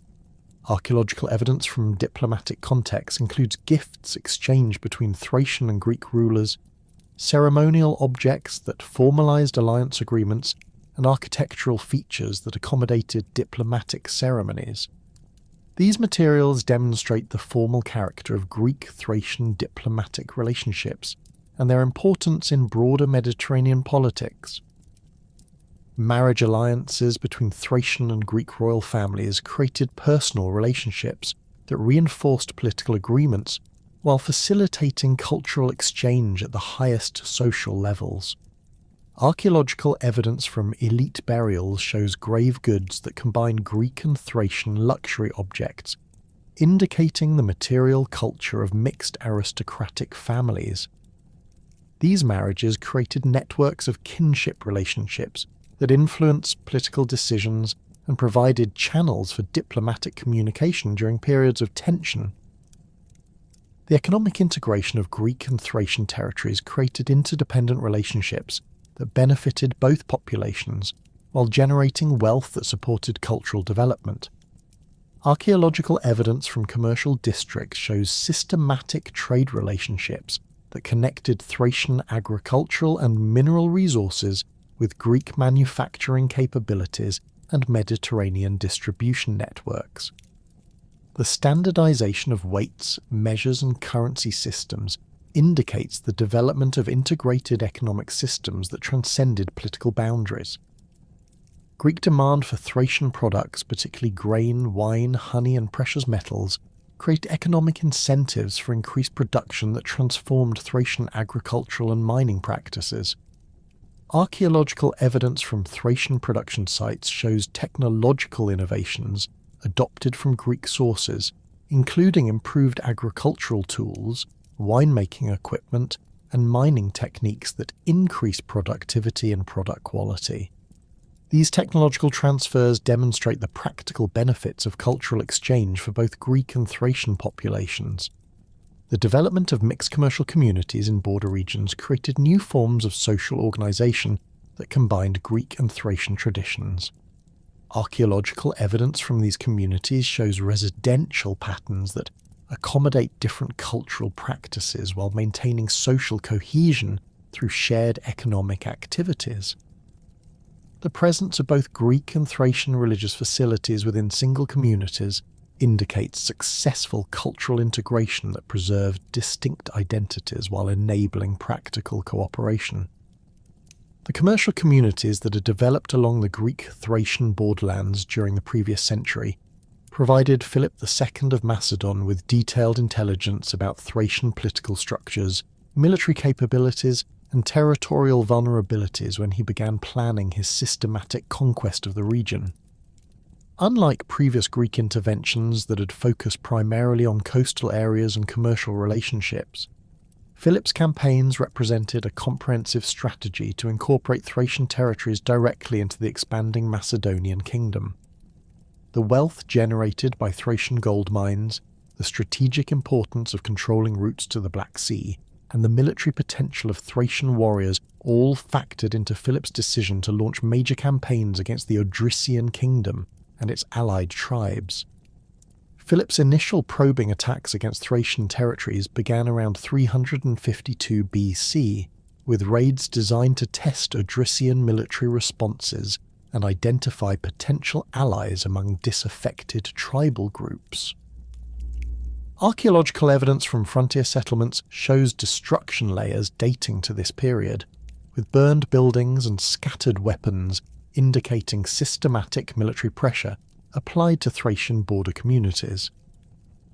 These early campaigns served both military and intelligence-gathering purposes, providing Philip's forces with detailed knowledge of Thracian defensive arrangements, settlement patterns, and political divisions that would prove crucial in later operations. The Macedonian military system that Philip deployed against the Thracians represented a revolutionary synthesis of traditional Greek hoplite tactics with innovations borrowed from various sources, including Thracian peltas techniques that had proven effective against conventional Greek formations. Philip's army combined the disciplined cohesion of the Macedonian phalanx with flexible light infantry units, powerful cavalry formations, and sophisticated siege equipment that could reduce fortified positions. This combined arms approach enabled Macedonian forces to adapt to the varied terrain and defensive strategies they encountered in Thracian territory. The Macedonian phalanx formation employed sarisi, pikes measuring up to 6 meters in length that created an impenetrable hedge of spear points when properly deployed. Archaeological finds from Macedonian military sites include sarissa points and the distinctive small shields used by phalangites, demonstrating the specialized equipment that made this formation so effective. The length of the sarisi enabled Macedonian infantry to engage enemies at distances that prevented effective counterattacks, while the tight formation provided mutual protection against missile weapons and cavalry charges.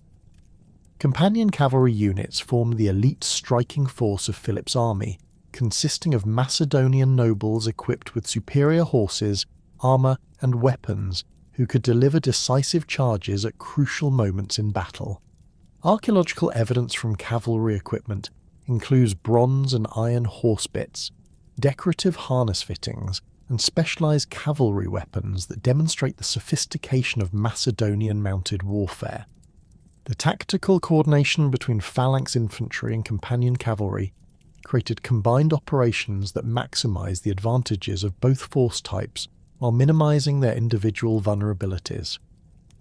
Light infantry units in Philip's army included both Macedonian troops trained in peltas tactics and allied forces recruited from various sources, including some Thracian mercenaries who provided expertise in local terrain and enemy tactics.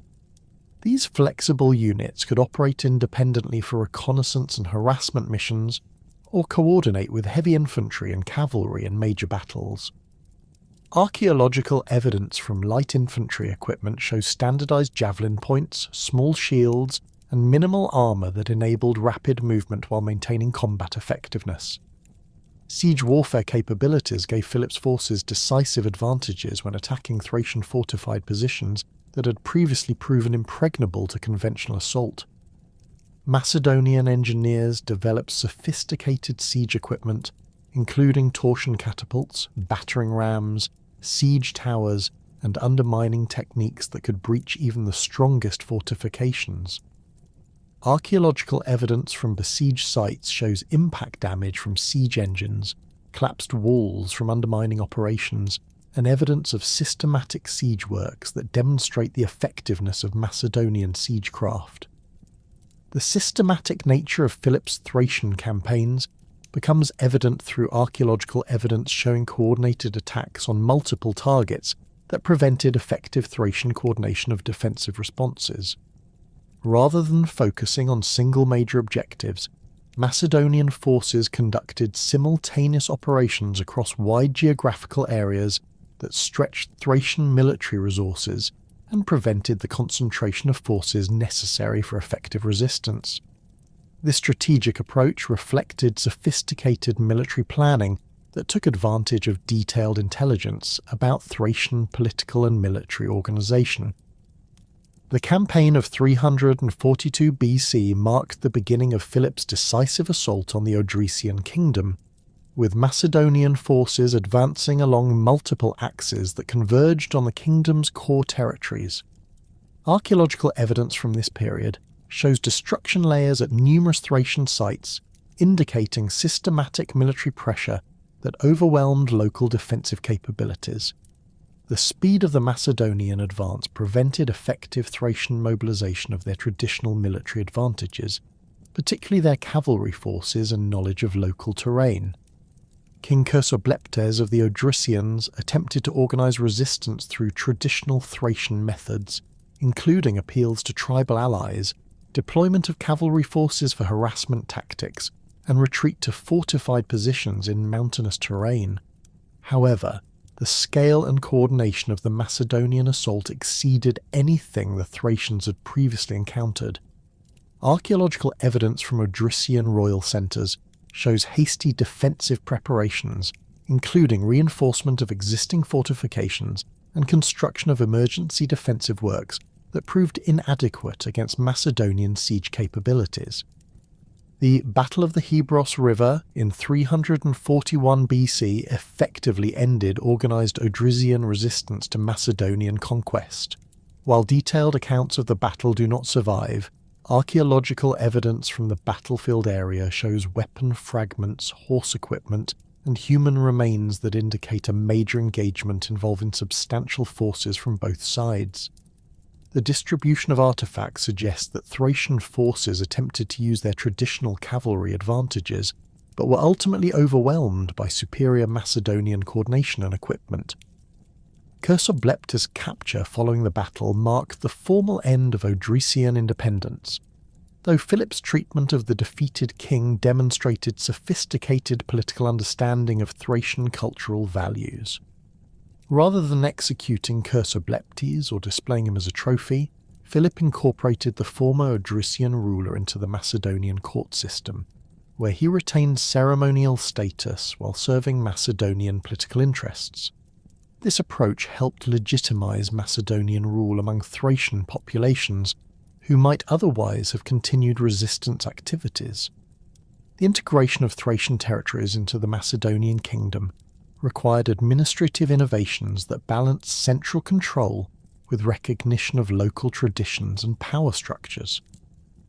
Philip established a system of regional governors who combined Macedonian oversight with Thracian participation, creating administrative arrangements that maintained effective control while minimizing the costs of occupation.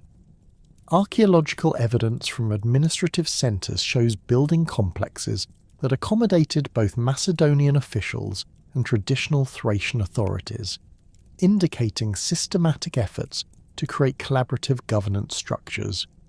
Thracian noble families who submitted to Macedonian authority retained significant local influence while accepting integration into the broader Macedonian political system. Archaeological evidence from elite residences shows continuity in luxury consumption patterns combined with adoption of Macedonian status symbols, indicating successful integration of Thracian aristocracy into the new political order. These arrangements provided Philip with local allies who could facilitate administration, while offering Thracian elites opportunities to maintain their social positions under changed circumstances. The economic integration of conquered Thracian territories provided Philip with substantial resources that funded further military expansion and political consolidation.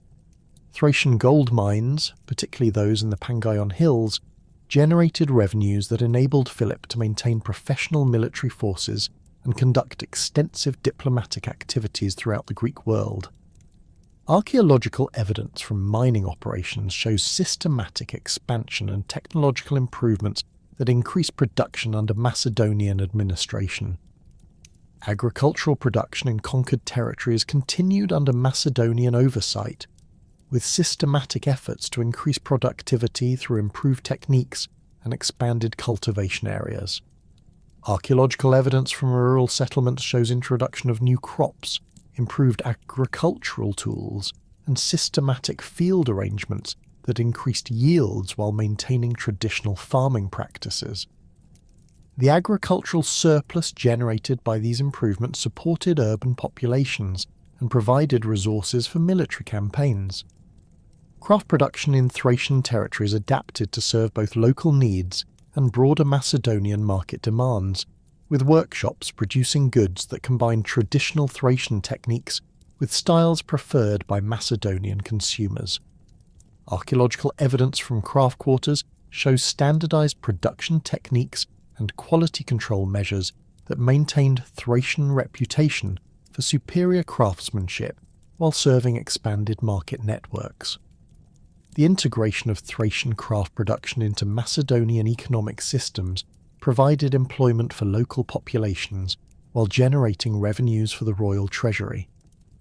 Alexander the Great's accession to the Macedonian throne in 336 BC created immediate challenges in maintaining control over recently conquered territories, including the Thracian regions that had been incorporated into the kingdom only a few years earlier.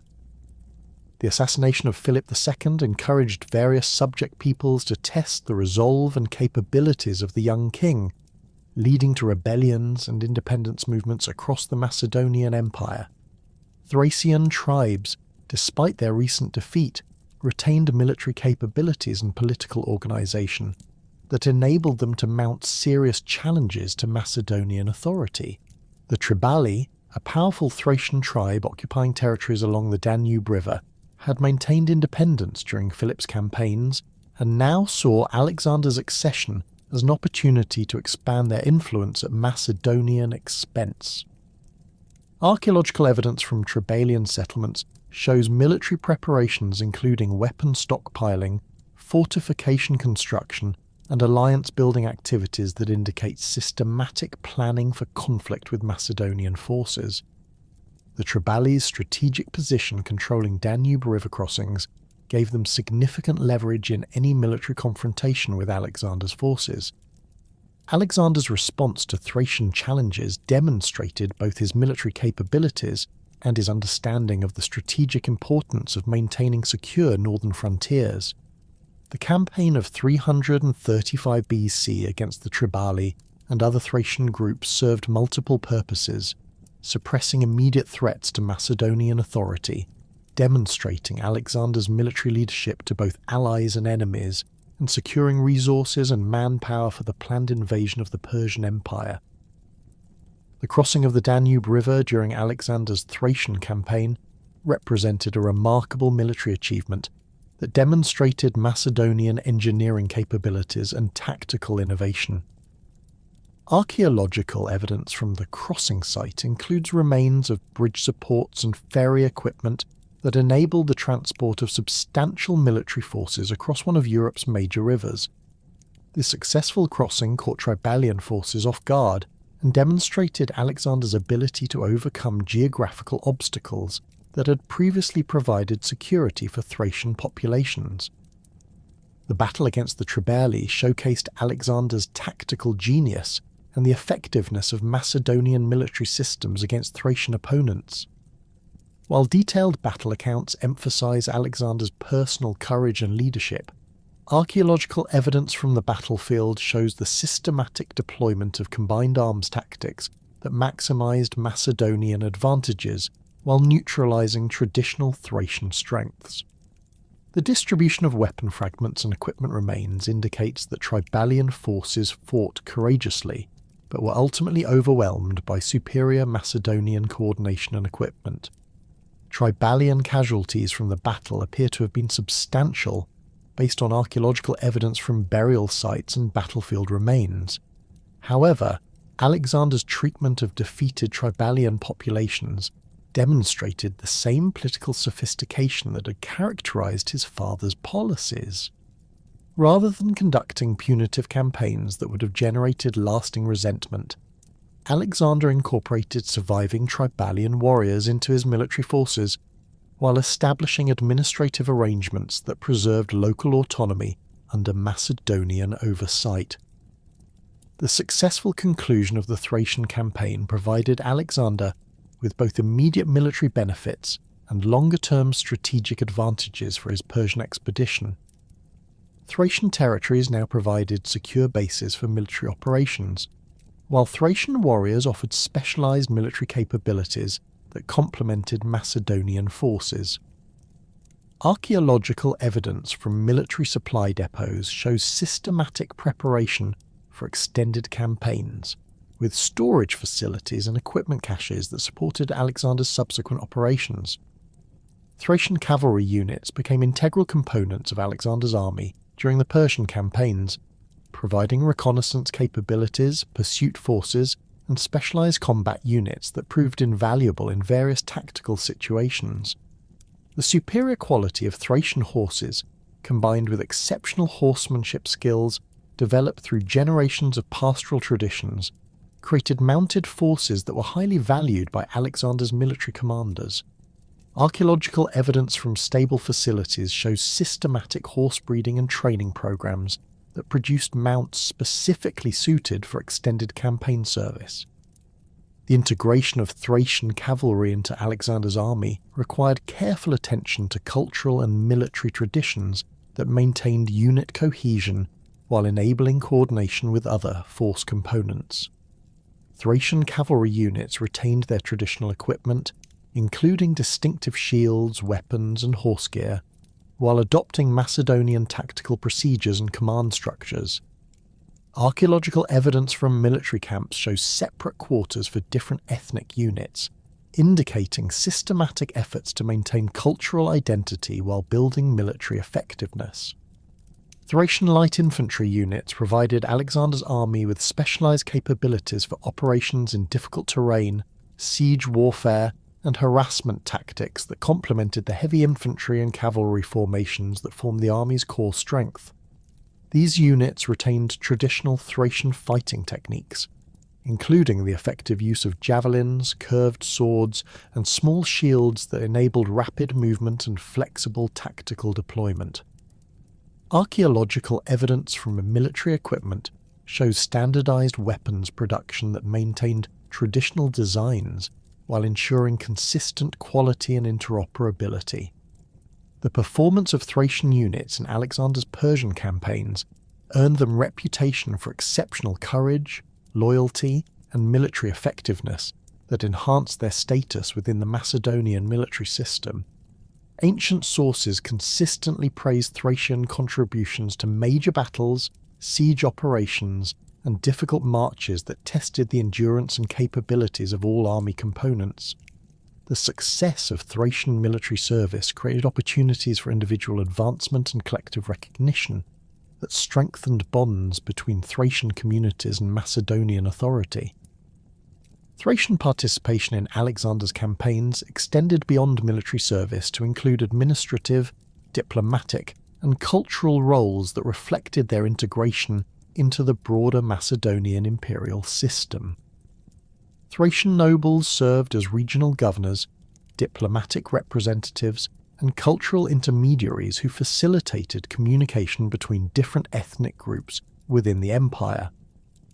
Archaeological evidence from administrative centres shows Thracian officials working alongside Macedonian and other imperial personnel, indicating successful integration at multiple levels of imperial administration. The wealth and prestige gained through service in Alexander's campaigns transformed Thracian society by creating new opportunities for social advancement and cultural development. Veterans returning from Persian campaigns brought substantial wealth in the form of booty, land grants, and imperial rewards that enabled investment in local development projects. Archaeological evidence from Thracian settlements shows construction of new public buildings, religious facilities, and residential complexes that reflect increased prosperity and cultural confidence. The cultural impact of Alexander's campaigns on Thracian society included exposure to diverse artistic traditions, religious practices, and technological innovations that enriched local cultural development. Thracian craftsmen incorporated artistic motifs and technical innovations encountered during the campaigns, creating hybrid styles that combine traditional Thracian elements with influences from across the known world. Archaeological evidence from craft workshops shows production of objects that blend Thracian, Greek, Persian, and other cultural elements in sophisticated artistic syntheses. Religious syncretism accelerated during this period as Thracian populations encountered diverse spiritual traditions through military service and cultural contact. Traditional Thracian deities gained new attributes and associations through identification with foreign divine figures, while new religious practices were adapted to fit existing spiritual frameworks.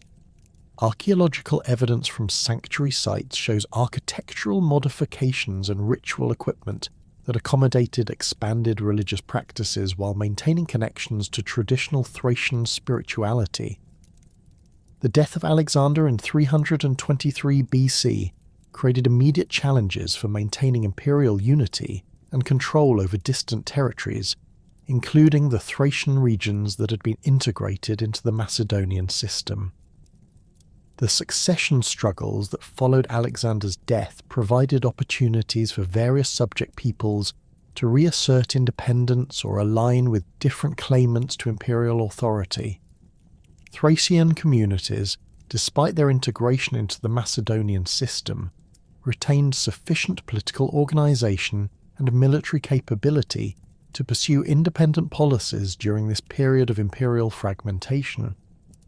Local Thracian dynasties that had survived under Macedonian oversight began reasserting traditional authority as central imperial control weakened. Archaeological evidence from this period shows renewed construction of fortifications, expansion of local administrative facilities, and increased production of traditional Thracian status symbols that indicate growing political independence. These developments occurred gradually rather than through dramatic rebellions, suggesting that Thracian leaders carefully assessed changing political circumstances before committing to independence movements. The emergence of the Hellenistic kingdoms following Alexander's death created new political opportunities for Thracian communities that could navigate the complex relationships between competing imperial powers. Different Thracian groups aligned with various Hellenistic rulers according to their local interests and strategic calculations, creating a patchwork of political arrangements that preserved Thracian autonomy while maintaining beneficial relationships with powerful neighbours.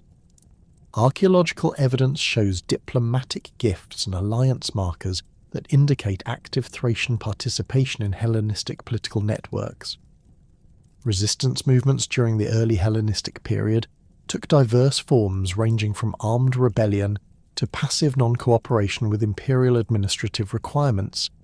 Archaeological evidence from fortified sites shows systematic preparation for military resistance, including weapon stockpiling, food storage, and defensive construction that indicate organised opposition to foreign control.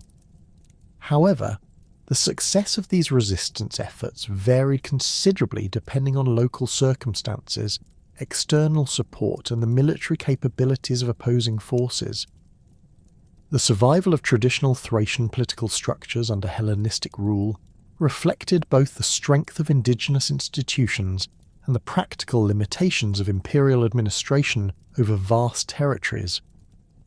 Local chieftains and tribal councils continued functioning within frameworks that acknowledged Hellenistic overlordship while preserving essential elements of traditional governance. Archaeological evidence from administrative sites shows hybrid institutional arrangements that combined Hellenistic bureaucratic practices with traditional Thracian decision-making processes. Cultural transformation during the Hellenistic period involved complex processes of adaptation, resistance, and synthesis that created new forms of Thracian identity.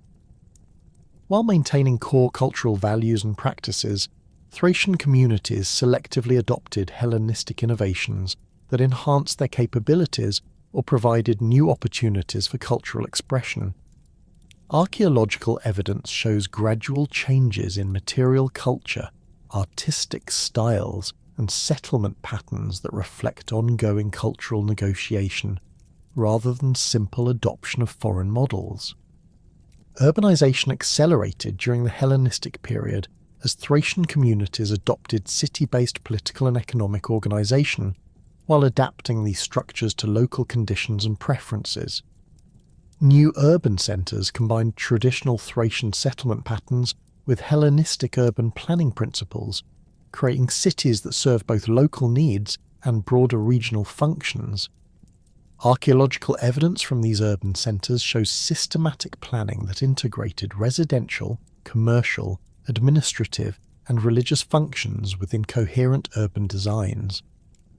The blending of Thracian and Greek traditions created distinctive cultural syntheses that enrich both civilizations while preserving essential elements of Thracian identity. This cultural fusion appeared in artistic production, religious practices, political institutions, and social customs that combined familiar elements in new configurations. Archaeological evidence demonstrates the creativity and sophistication of these cultural syntheses, which created lasting contributions to Mediterranean civilization while maintaining distinctively Thracian characteristics. The cultural syntheses that had emerged during the Hellenistic period provided both opportunities and vulnerabilities as Roman influence began penetrating Thracian territories during the 2nd century BC. Unlike the Macedonian conquest, which had occurred through decisive military campaigns, Roman involvement in Thracian affairs developed gradually through diplomatic interventions, military alliances and commercial relationships that slowly undermined traditional political structures while creating dependencies that would eventually justify direct annexation.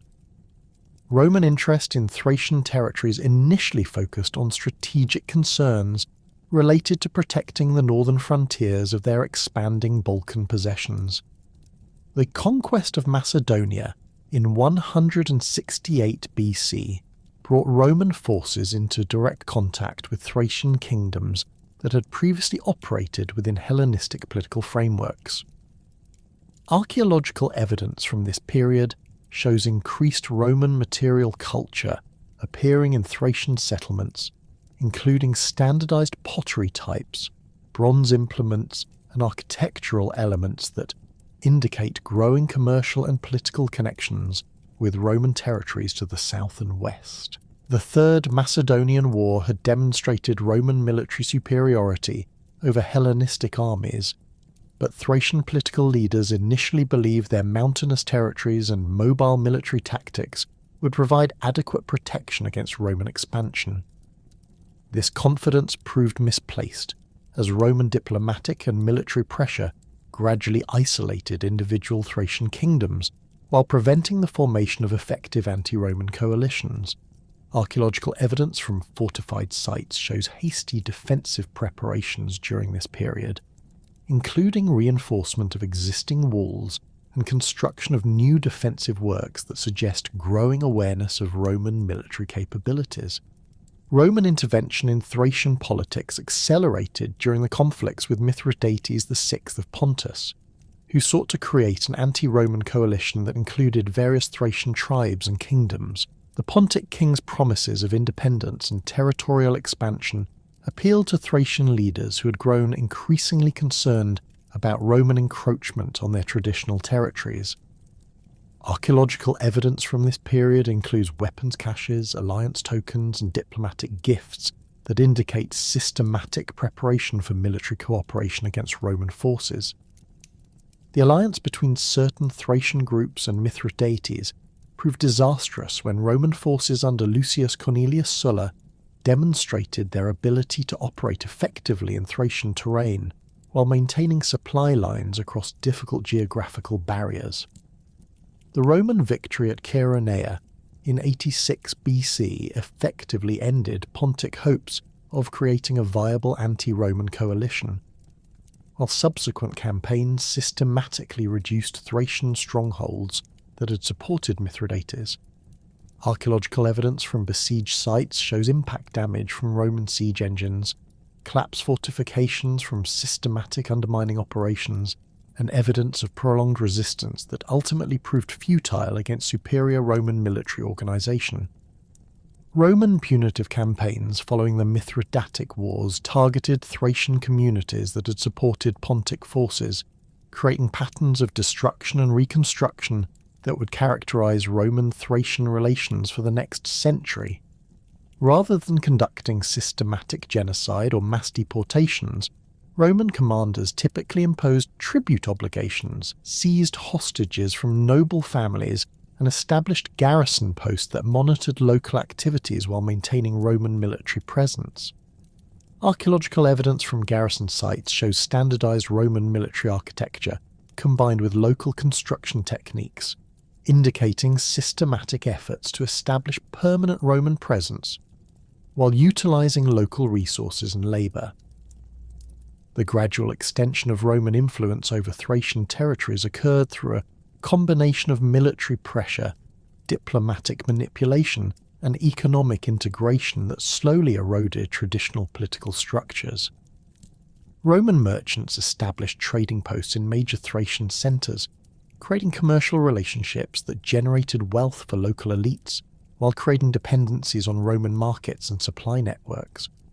Archaeological evidence from commercial districts shows Roman-style shops, warehouses and market facilities alongside traditional Thracian commercial structures, indicating the gradual transformation of local economic systems. Roman legal concepts began influencing Thracian judicial practices through commercial disputes, diplomatic agreements, and administrative arrangements that required systematic record-keeping and standardized procedures. While traditional Thracian law continued governing most local affairs, Roman legal principles increasingly applied to intercommunity disputes, commercial transactions, and relationships with Roman citizens. Archaeological evidence includes legal documents written on wax tablets, bronze legal instruments, and standardized weights and measures that demonstrate the gradual adoption of Roman administrative practices. The transformation of Thracian political structures accelerated during the 1st century BC as internal conflicts provided opportunities for Roman intervention in support of favoured candidates for local leadership positions. Roman support often proved decisive in succession disputes, creating obligations that gradually transformed independent rulers into Roman clients. Archaeological evidence from royal residences shows adoption of Roman architectural styles, decorative programs featuring Roman political symbols, and luxury goods imported from Roman territories that indicate the cultural transformation of Thracian elites.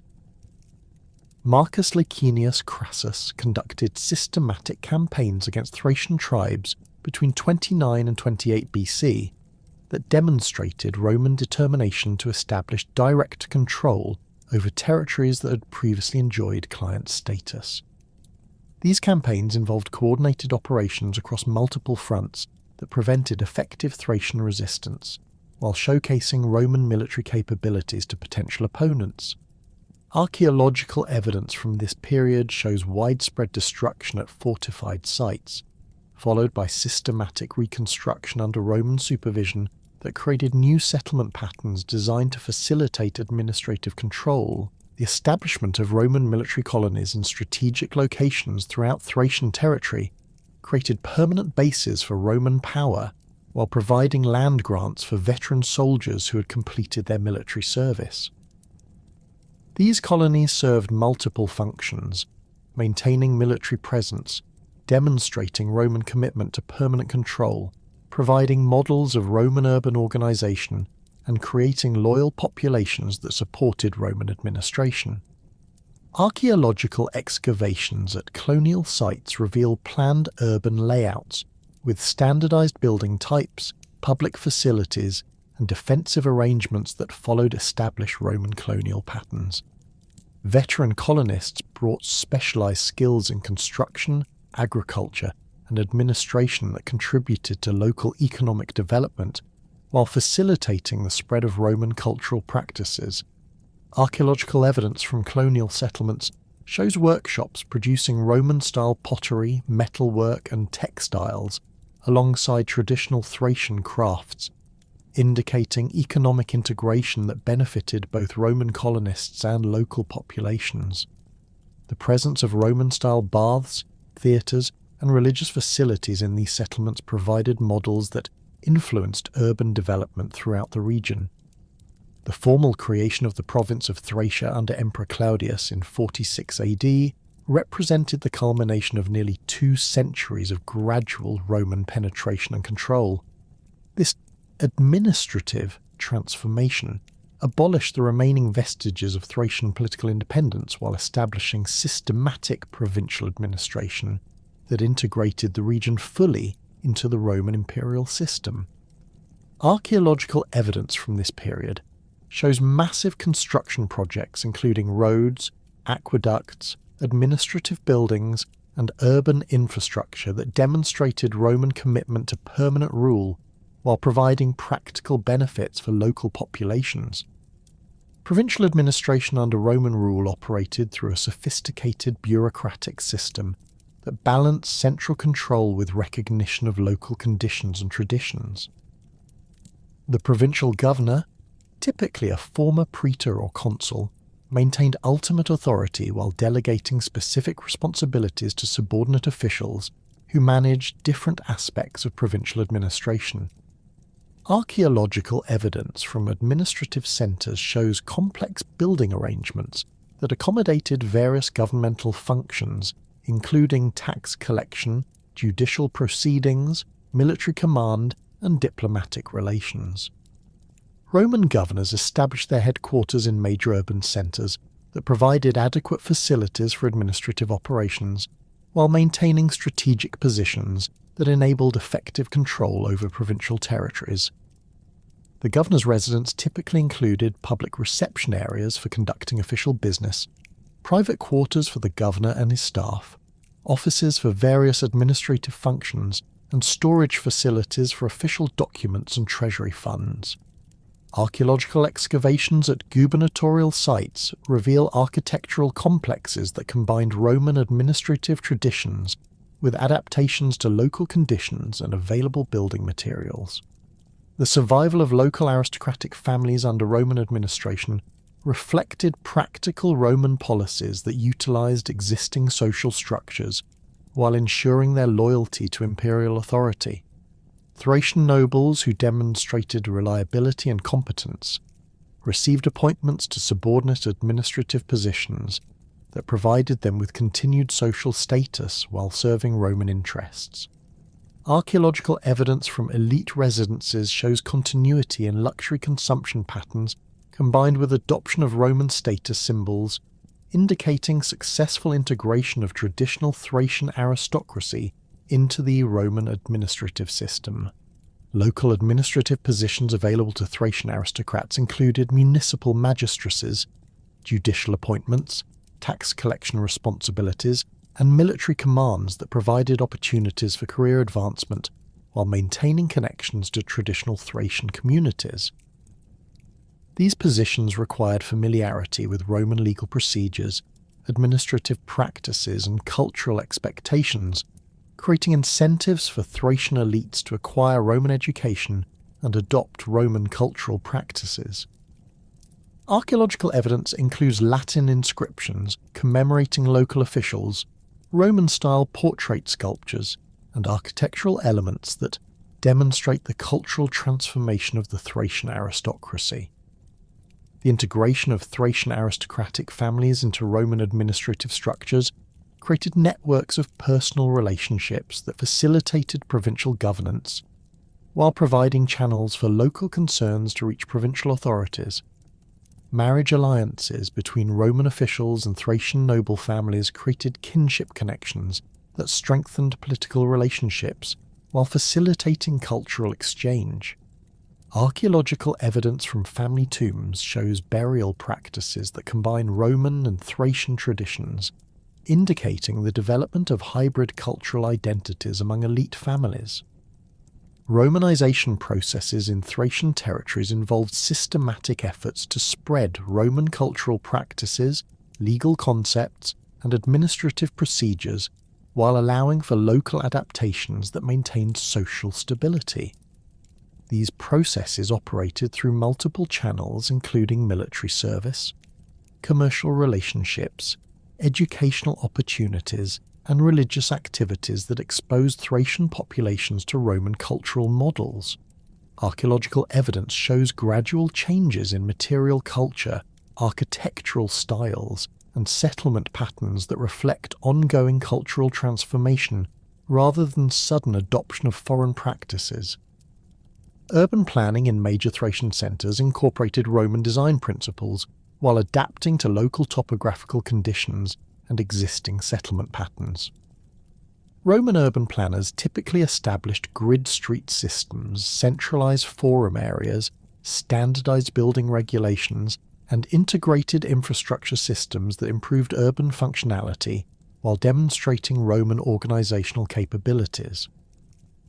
Archaeological evidence from urban excavations shows systematic reconstruction of existing cities according to Roman planning principles, with new construction incorporating Roman architectural elements while preserving some traditional Thracian features.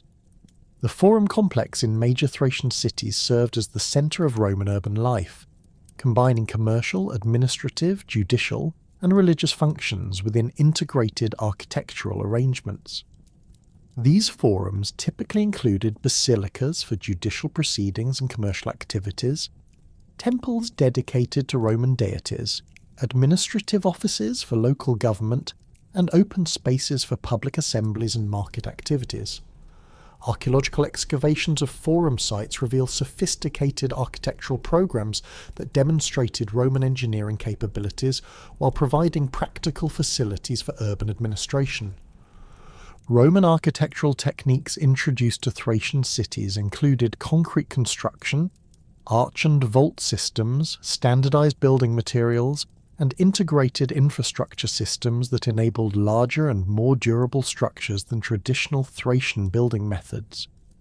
Local builders learned these techniques through direct instruction from Roman engineers and gradual adoption of Roman construction practices in local projects. Archaeological evidence shows the evolution of local building techniques that incorporated Roman innovations while maintaining some traditional construction methods adapted to local materials and conditions.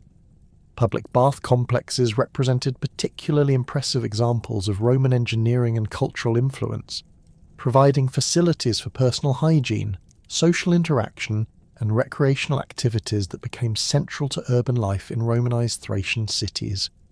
These complexes included hot and cold bathing pools, exercise areas, massage rooms, and social spaces that accommodated various activities throughout the day.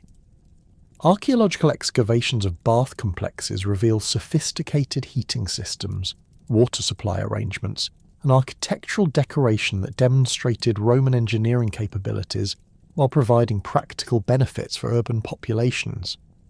The gradual adoption of Roman law in Thracian territories occurred through practical necessity as commercial relationships, administrative procedures, and inter-community disputes required standardized legal frameworks that could accommodate diverse populations and complex transactions.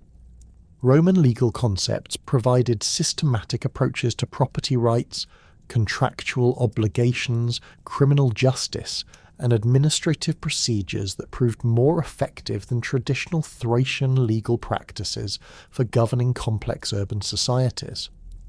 Archaeological evidence includes legal documents, court records, and administrative texts that demonstrate the practical application of Roman law in local contexts. Roman legal education became increasingly important for Thracian elites who sought administrative positions or commercial success within the provincial system. This education typically occurred through apprenticeships with Roman officials, attendance at schools established in major urban centres, or travel to Roman educational centres where advanced legal training was available. Archaeological evidence from educational facilities shows classroom arrangements, writing materials, and legal texts that indicate systematic efforts to provide Roman legal education for local populations. The integration of Roman and traditional Thracian legal practices created hybrid legal systems that preserved some local customs while adopting Roman procedural standards and substantive legal principles.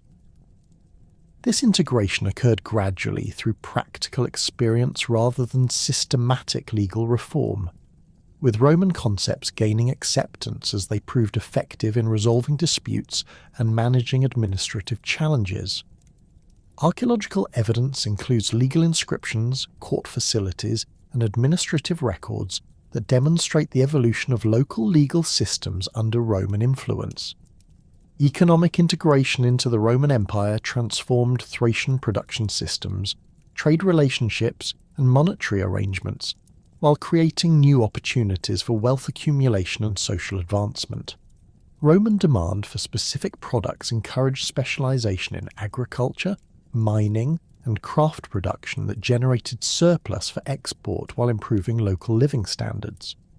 Archaeological evidence from production sites shows technological innovations, expanded facilities, and standardized products that indicate systematic efforts to meet Roman market demands while maintaining traditional production techniques. The development of the Via Egnatia represented the most significant infrastructure project in Thracian territories, creating a major transportation route that connected Roman territories in the west with eastern provinces and frontier regions. This road system required massive engineering projects including bridge construction, tunnel excavation, roadbed preparation, and way station establishment that demonstrated Roman engineering capabilities while providing practical benefits for military operations, commercial transportation, and administrative communication. Archaeological investigations along the Via Egnatia route reveal sophisticated construction techniques, systematic maintenance arrangements, and associated facilities that supported long-distance travel and transportation. Road construction projects employed both Roman engineering expertise and local labour forces, creating opportunities for technology transfer while providing employment for Thracian populations. Local workers learned Roman construction techniques through direct participation in road-building projects, acquiring skills that could be applied to other construction activities in their communities. Archaeological evidence from construction sites shows tool types, construction techniques, and material sources that indicate systematic efforts to utilize local resources while maintaining Roman engineering standards. The economic impact of improved transportation infrastructure extended far beyond the immediate benefits of easier travel, creating opportunities for market expansion, resource exploitation, and cultural exchange that transformed local economic systems. Agricultural producers gained access to distant markets for their surplus products, while manufactured goods from Roman territories became more readily available in Thracian communities. Archaeological evidence from roadside settlements shows commercial facilities, storage buildings, and craft workshops that developed to serve the transportation network, while providing economic opportunities for local populations. Way stations along major roads provided essential services for travellers, while creating focal points for commercial and administrative activities that contributed to regional economic development. These facilities typically included lodging for travellers, stables for animals, storage areas for goods, and commercial spaces where local products could be exchanged for imported items. Archaeological excavations at way station sites reveal standardized facility types that provided consistent services while adapting to local conditions and available resources. The exploitation of Thracian gold mines under Roman administration involved systematic expansion of existing operations, combined with introduction of advanced mining techniques that increased production while improving working conditions. Roman mining engineers applied hydraulic technologies, underground support systems, and ore processing methods that enabled extraction of gold from deposits that had been inaccessible using traditional techniques. Archaeological evidence from mining sites shows sophisticated engineering works, including drainage systems, ventilation arrangements, and processing facilities that demonstrate Roman mining expertise. Gold production from Thracian mines provided substantial revenues for the imperial treasury, while creating employment opportunities for local populations who acquired specialized mining skills through participation in Roman operations. The scale of these mining operations required systematic organization of labor forces, supply systems, and transportation arrangements that created complex economic networks extending throughout the region. Archaeological evidence includes mining tools, processing equipment, and settlement remains that indicate the scope and sophistication of Roman mining operations in Thracian territories. The integration of mining revenues into imperial financial systems created connections between local economic activities and broader imperial fiscal policies that influenced regional development patterns. Gold from Thracian mines helped fund military operations, public works projects, and administrative expenses throughout the empire, while generating local economic activity through wages, supply purchases, and related commercial activities. Archaeological evidence from mining communities shows improved living standards, expanded commercial facilities, and urban development that reflect the economic benefits of systematic mining operations under Roman administration. The mining communities that had developed around Roman gold extraction operations in Thracian territories became unexpected recruiting grounds for the imperial army, as young men seeking advancement beyond the dangerous and physically demanding work of the mines found military service an attractive alternative. Roman military recruiters, recognizing the physical conditioning and discipline that mining work had instilled in these populations, established regular recruitment cycles that channeled Thracian workers into auxiliary units where their specialized skills could serve imperial military needs. The transformation of Thracian warriors from independent tribal fighters into disciplined Roman auxiliaries required systematic training programs that preserved their natural fighting abilities while integrating them into Roman military organization. Training camps established throughout Thracian territories provided intensive instruction in Roman military procedures, equipment use, and tactical coordination that transformed individual warriors into effective unit members. Archaeological evidence from these training facilities shows standardized barracks arrangements, weapons training areas, and parade grounds that indicate systematic approaches to military education designed specifically for auxiliary recruitment. Thracian cavalry units proved particularly valuable to Roman military commanders due to their exceptional horsemanship skills and intimate knowledge of their mount's capabilities. The Ala Thracium, one of the most renowned auxiliary cavalry units, consisted entirely of Thracian horsemen who maintained their traditional riding techniques while adopting Roman military discipline and tactical procedures. These units retained their distinctive curved swords and traditional shields, while incorporating Roman armour and standardized equipment that improved their battlefield effectiveness without compromising their mobility advantages. The recruitment process for Thracian cavalry involved careful selection of candidates who demonstrated both riding ability and the physical characteristics necessary for mounted combat. Prospective cavalrymen underwent extensive testing that evaluated their horsemanship, weapon skills, and ability to coordinate with other unit members during complex maneuvers. Archaeological evidence from cavalry training facilities includes specialized horse training equipment, practice weapons, and obstacle courses that indicate sophisticated training programs designed to maximize the effectiveness of mounted units. Thracian light infantry units, organized as auxiliary cohorts, provided Roman armies with specialized capabilities for reconnaissance, harassment, tactics, and operations in difficult terrain where heavy infantry formations proved less effective. These units retained their traditional peltast fighting techniques while adopting Roman organizational structures and command procedures that enabled coordination with other military components.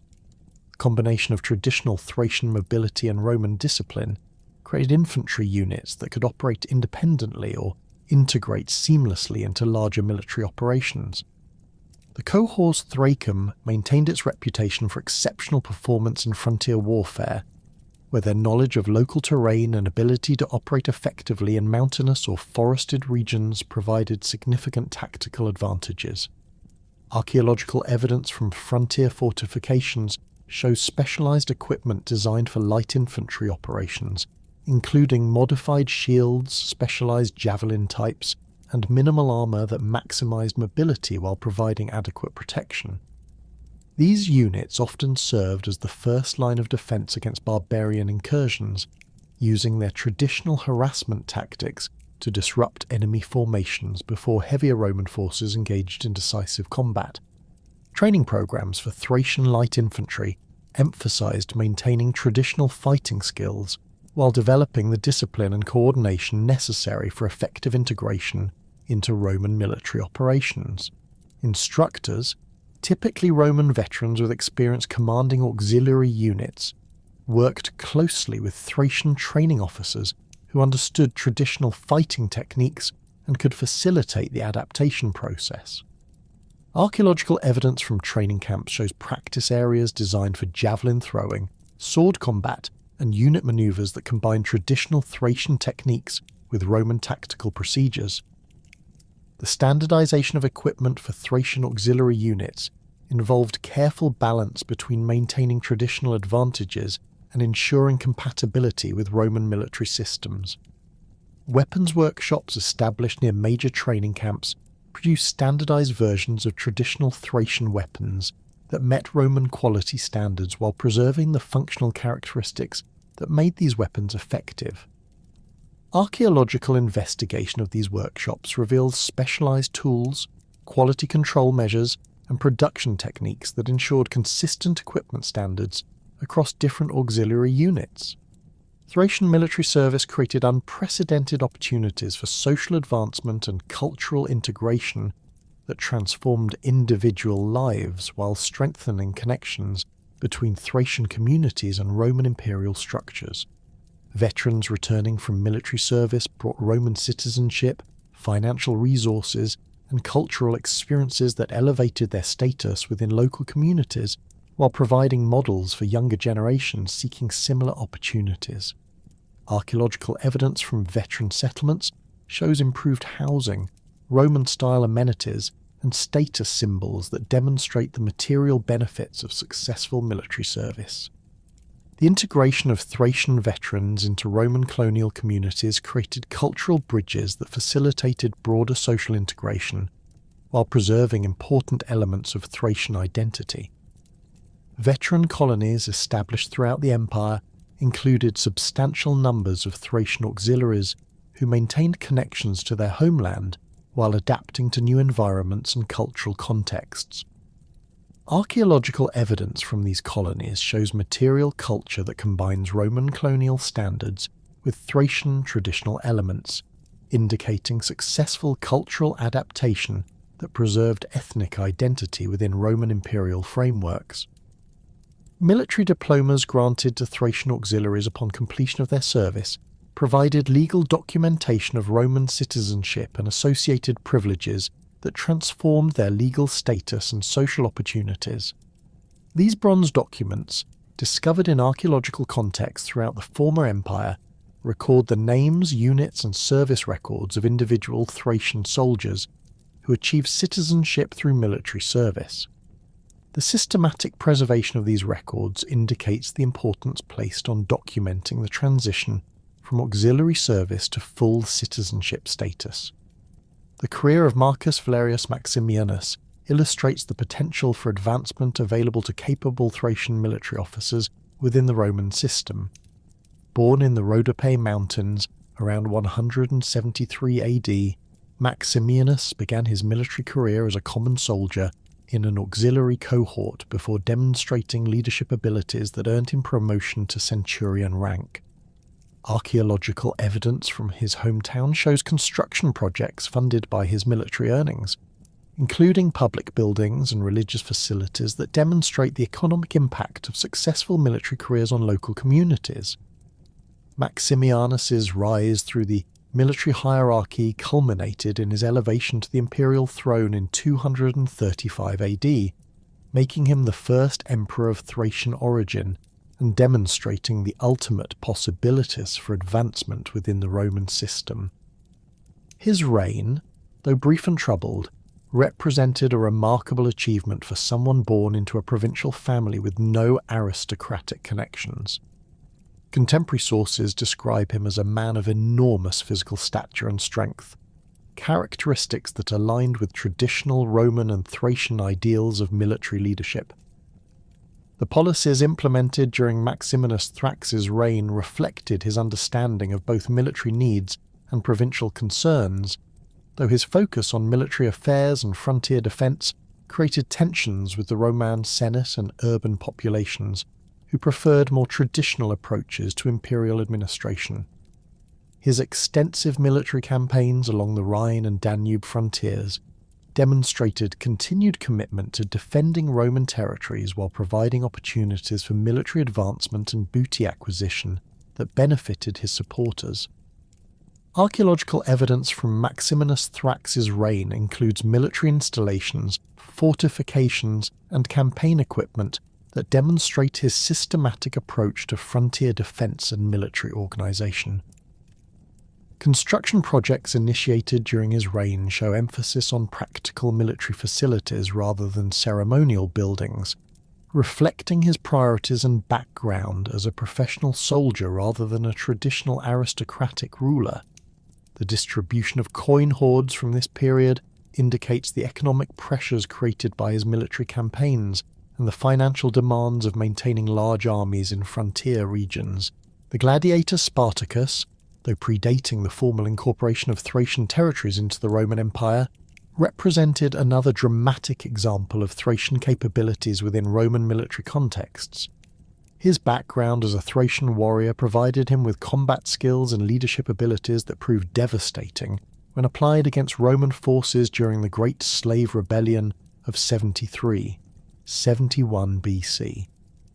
Archaeological evidence from gladiatorial schools shows training facilities and equipment that indicate systematic preparation for arena combat, though Spartacus's military background provided advantages that most gladiators lacked.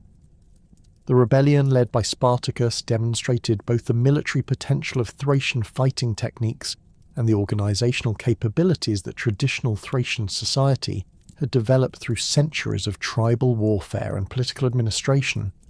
His ability to coordinate diverse groups of escaped slaves into effective military formations reflected leadership skills developed through traditional Thracian military training and political experience.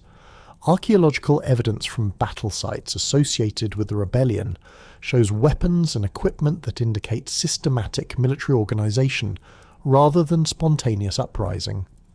The tactical innovations employed by Spartacus's forces combined traditional Thracian mobility and harassment techniques with adaptations necessary for conducting operations against Roman military formations.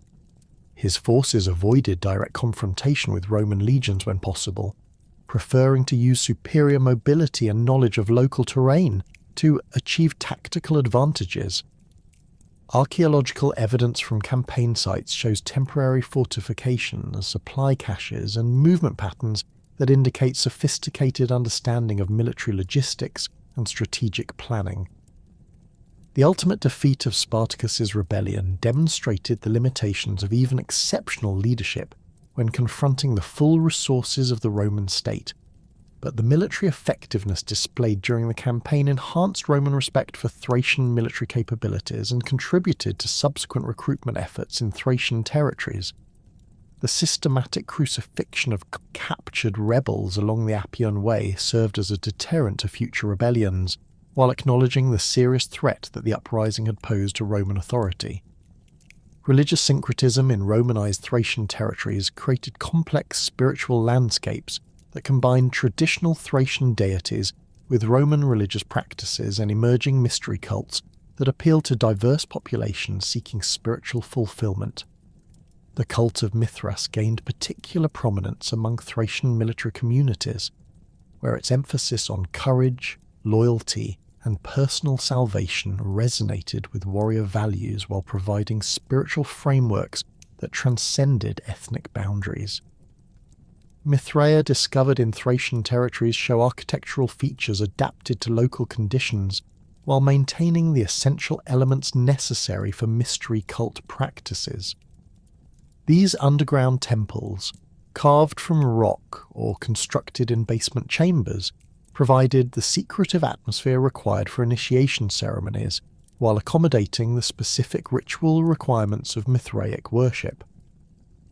Archaeological evidence from these sites includes altars, relief sculptures, and ritual equipment that demonstrate the systematic practice of Mithraic mysteries in military communities throughout the region. The iconography of Mithraic temples in Thracian territories combines traditional Roman Mithraic symbols with local artistic elements that reflect cultural adaptation while maintaining doctrinal consistency. Relief sculptures depicting Mithras slaying the bull incorporate Thracian artistic techniques and decorative motifs, while preserving the essential mythological narrative that define the cult's central mystery.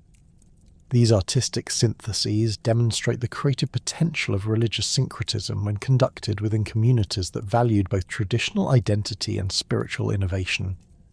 Initiation ceremonies in Thracian Mithraea involved elaborate rituals that combined physical ordeals with spiritual instruction, designed to transform initiates into full members of the mystery community. Archaeological evidence includes ritual equipment, ceremonial weapons, and architectural features designed to create dramatic religious experiences that emphasize themes of death and rebirth central to Mithraic theology. The military character of many Mithraic communities in Thracian territories influenced the specific forms these ceremonies took, with emphasis on courage and endurance that reflected military values. The spread of Christianity in Thracian territories occurred through multiple channels, including military service, commercial relationships, and missionary activities that introduced Christian teachings to populations already familiar with mystery religions and syncretic spiritual practices.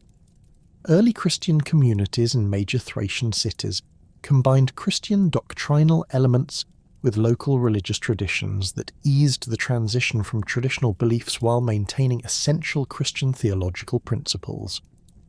Archaeological evidence for early Christianity in Thracian territories includes house churches, Christian symbols, and burial practices that indicate gradual adoption of Christian beliefs and practices by local populations.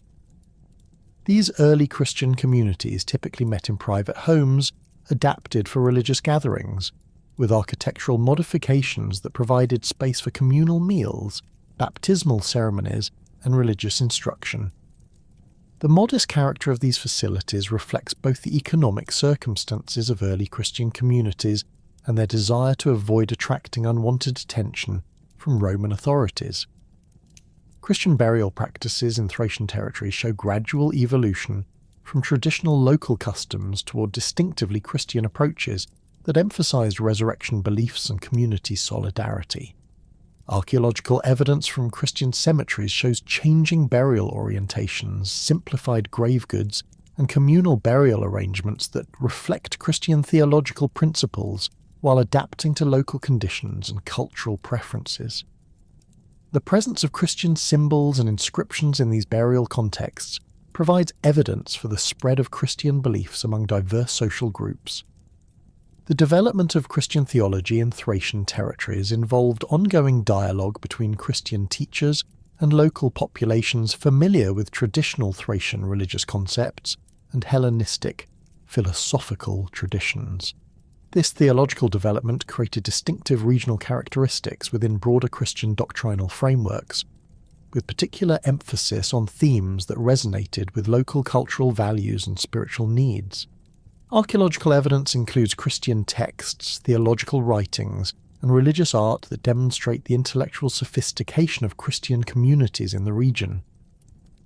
Urban development in major Thracian centres during the Roman period created cities that combined Roman planning principles with adaptations to local topographical conditions and cultural preferences. Philippopolis, the Roman successor to the Thracian settlement of Eumolpius, became a major regional centre that demonstrated the potential for successful urban development under Roman administration. The city's strategic position in the Maritsa River Valley provided access to major transportation routes while offering defensive advantages that had attracted settlement for centuries. The urban plan of Philippopolis incorporated Roman design principles, including a grid street system, centralised forum complex, and integrated infrastructure systems while adapting to the natural terrain and existing settlement patterns.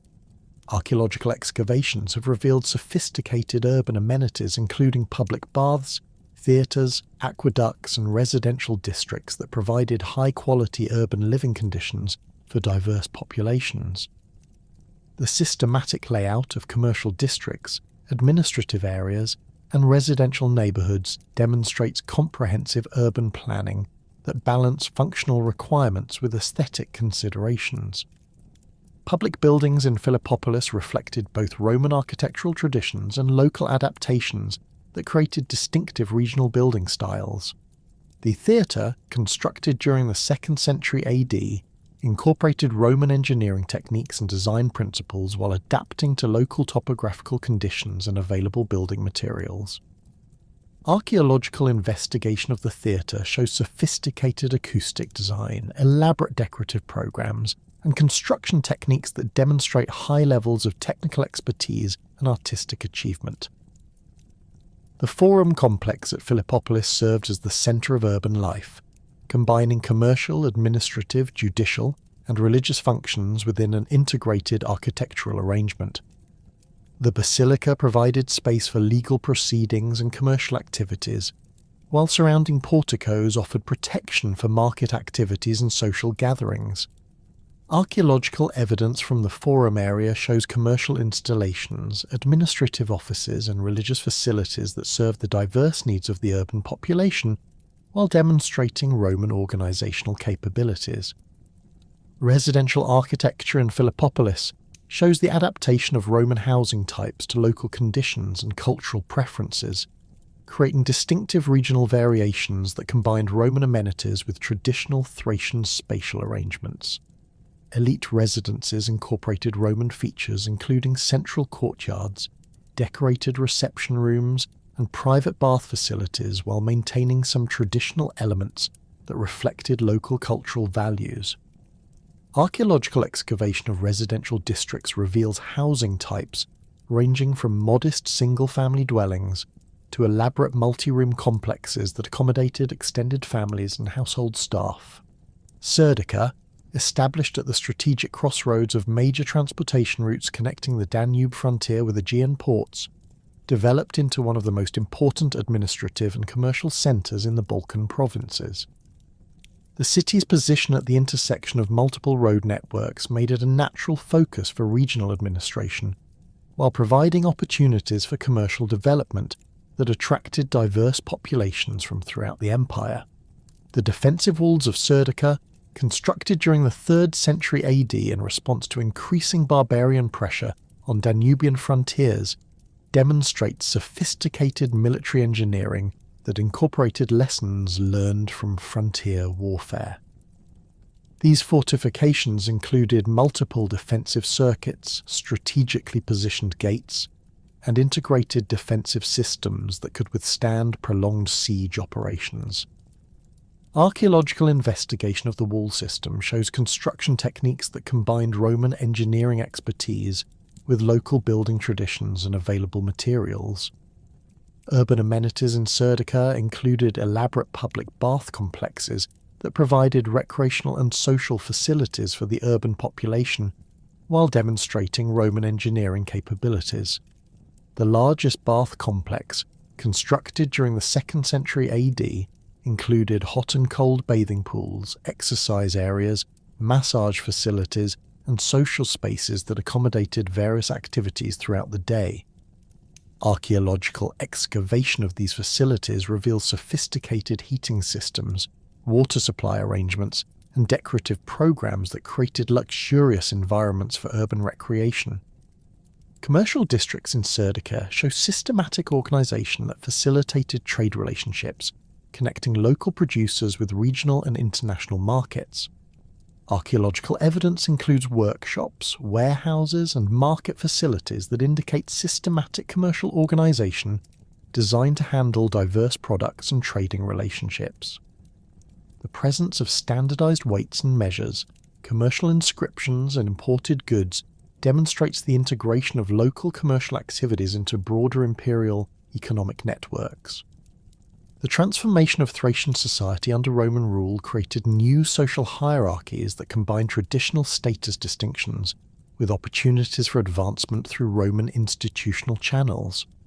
Military service, commercial success, and administrative competence provided pathways for social mobility that enabled individuals from modest backgrounds to achieve significant status improvements while contributing to the overall development of their communities. However, these opportunities came at a cost as the very foundations of Thracian identity began to erode under the mounting pressures of imperial integration, barbarian invasions, and the revolutionary spread of Christianity throughout the region. The barbarian invasions that began intensifying during the 3rd century AD struck Thracian territories with devastating force, as the region's strategic position along major invasion routes made it a primary target for Gothic, Hunnic, Avar, and eventually Slavic migrations. The first major Gothic incursion occurred around 238 AD, when Cniva led substantial forces across the Danube, overwhelming Roman frontier defences and penetrating deep into Thracian heartlands. Archaeological evidence from this period shows widespread destruction layers at major settlements, with burned buildings, scattered weapons, and hastily buried treasure hoards indicating the panic that accompanied these raids. The Gothic victory at Abritus in 251 AD, where Emperor Decius and his son were killed alongside most of their army, demonstrated the vulnerability of even well-defended Roman positions to determined barbarian assault.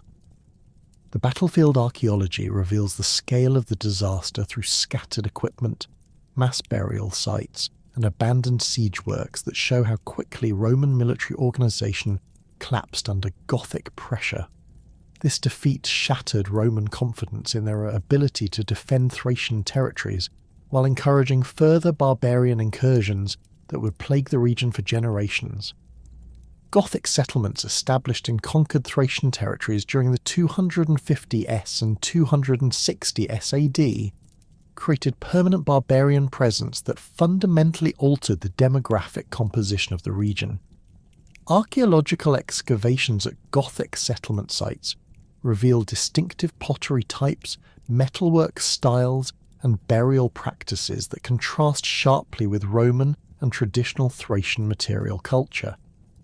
These settlements typically occupied strategic positions near river crossings or mountain passes, indicating systematic Gothic efforts to control transportation routes and defensive positions. The impact of Gothic occupation on surviving Thracian populations varied considerably depending on local circumstances and the degree of resistance offered to barbarian forces. Some Thracian communities appear to have negotiated accommodation arrangements that preserved local autonomy under Gothic overlordship, while others faced systematic displacement or absorption into Gothic tribal structures. Archaeological evidence from mixed settlements shows material culture that combines Gothic, Roman, and Thracian elements, indicating complex cultural interactions that developed during the occupation period. Hunnic expansion into the region during the late 4th and early 5th centuries AD brought even more devastating consequences for established populations, as Hunnic military tactics emphasized rapid movement and systematic destruction that left little opportunity for accommodation or survival. The Hunnic preference for pastoral nomadism conflicted fundamentally with the settled agricultural systems that had supported Thracian civilization for centuries, leading to widespread abandonment of traditional settlement sites and agricultural areas. Archaeological evidence from the Hunnic period shows dramatic changes in settlement patterns, with fortified hilltop positions replacing valley settlements and temporary camps replacing permanent villages. The material culture from this period reflects the militarized character of daily life, with weapons appearing in domestic contexts and defensive features incorporated into residential architecture. Storage facilities show evidence of systematic food hoarding, indicating populations living under constant threat of raid or siege. The Hunnic impact on traditional Thracian religious practices proved particularly devastating, as nomadic raiders showed little respect for established sanctuary sites and religious institutions. Archaeological evidence from major religious centres like Perperikon shows destruction layers containing smashed religious sculptures, burned temple buildings, and scattered votive offerings that indicate systematic desecration of sacred sites. The loss of these religious centres eliminated crucial focal points for Thracian cultural identity, while disrupting the religious practices that had maintained community cohesion for centuries. Avar invasions during the 6th century AD completed the demographic transformation of Thracian territories, as these new conquerors established systematic control over surviving populations while introducing administrative and military practices that further eroded traditional Thracian institutions.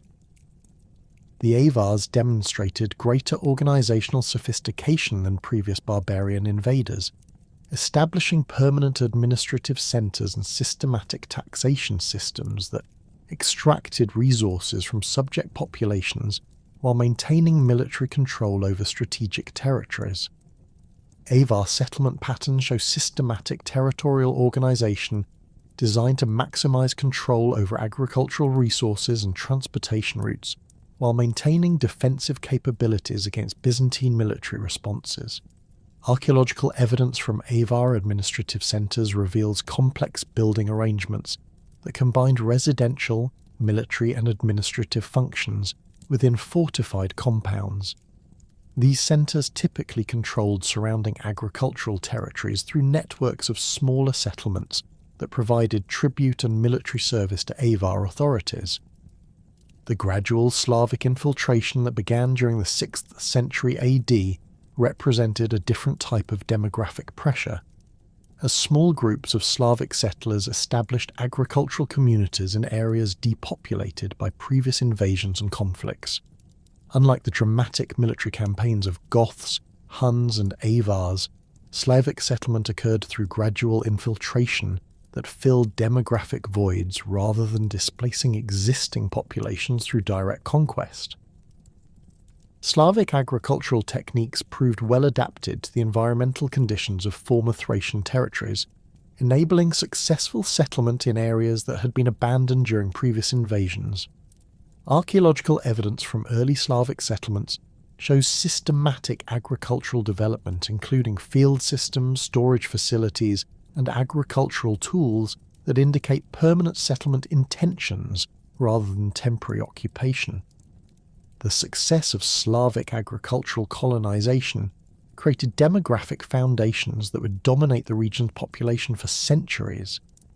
The linguistic impact of Slavic settlement proved particularly significant for the survival of Thracian cultural identity, as Slavic languages gradually displaced both Latin and the remnants of traditional Thracian speech in rural areas. The process occurred gradually over several generations, with bilingual transitional periods that enabled cultural transmission, while ultimately favouring Slavic linguistic dominance. Archaeological evidence includes inscriptions, personal names, and place names that document this linguistic transition and its impact on local cultural identity. The rise of Christianity as the dominant religious force in the late Roman Empire created additional pressures on traditional Thracian religious practices, as imperial authorities increasingly viewed pagan beliefs and practices as threats to social order and political stability. The Edict of Milan in 313 AD had initially promised religious tolerance, but subsequent imperial policies systematically favoured Christianity while restricting traditional religious activities. Christian missionary activities in Thracian territories intensified during the 4th century AD as bishops and monastic communities established systematic programs for converting rural populations that had maintained traditional religious practices despite centuries of Roman rule. These missionary efforts combined religious instruction with practical assistance that made Christianity attractive to populations struggling with the economic and social disruptions caused by barbarian invasions. The suppression of traditional Thracian religious practices accelerated under Emperor Theodosius I, whose anti-pagan legislation of the 390 SAD mandated the closure of temples and prohibited traditional religious ceremonies throughout the empire. Archaeological evidence from major Thracian sanctuary sites shows systematic destruction during this period, with temple buildings converted to Christian use or deliberately demolished to eliminate centres of pagan worship. The closure of the sanctuary at Perperikon around 380 AD marked the end of one of the most important centres of traditional Thracian religion, eliminating a site that had served as a focal point for religious and cultural identity for over a millennium. Archaeological excavations showed deliberate destruction of religious sculptures, altars, and ceremonial equipment that had been used in traditional worship practices. The systematic nature of this destruction indicates official policy rather than spontaneous Christian zealotry. Conversion of traditional temples to Christian churches occurred throughout Thracian territories as Christian communities sought to appropriate sacred sites while demonstrating the triumph of the new faith over traditional beliefs. Archaeological evidence shows architectural modifications that adapted pagan temple structures for Christian worship, including the installation of altars, baptismal fonts, and decorative programs featuring Christian symbols and narratives. The development of Christian monasticism in former Thracian territories provided alternative forms of religious expression that appealed to populations seeking spiritual fulfillment while contributing to the elimination of traditional religious practices. Monastic communities established in remote areas often occupied sites that had previously served traditional religious functions, creating continuity of sacred space while transforming religious practices and beliefs. Administrative changes implemented during the late Roman Empire reflected both practical responses to military pressures and systematic efforts to improve imperial control over peripheral territories. The division of the original province of Thracia into smaller administrative units during the reign of Diocletian created more manageable territorial arrangements, while providing additional opportunities for administrative appointments and career advancement. The creation of Thracia Prima and Thracia Secunda as separate provinces enabled more focused administrative attention to regional problems, while providing governors with territories of manageable size for effective control. Archaeological evidence from provincial administrative centres shows construction of new governmental facilities and expansion of existing administrative complexes to accommodate the increased bureaucratic requirements of the divided provincial system. Scythia Menor, carved from northern Thracian territories, received special attention due to its strategic importance for Danubian frontier defence and its vulnerability to barbarian attack. The province's administrative centre at Tomis became a major military and civilian hub that coordinated defensive operations while managing the complex relationships between Roman authorities, federate barbarian groups, and surviving civilian populations. The establishment of Rhodope as a separate province recognised the distinct geographic and cultural characteristics of the mountainous regions that had maintained stronger connections to traditional Thracian cultural practices.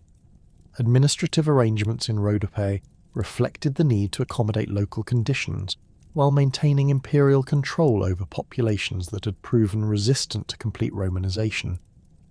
Provincial boundaries established during these administrative reforms often reflected military rather than cultural considerations, creating administrative divisions that separated communities with shared cultural traditions while grouping together populations with different backgrounds and interests.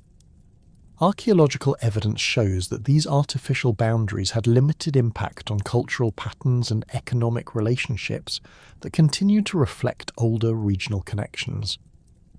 The multiplication of provincial offices created additional opportunities for career advancement, while requiring larger bureaucratic establishments that increased the costs of imperial administration.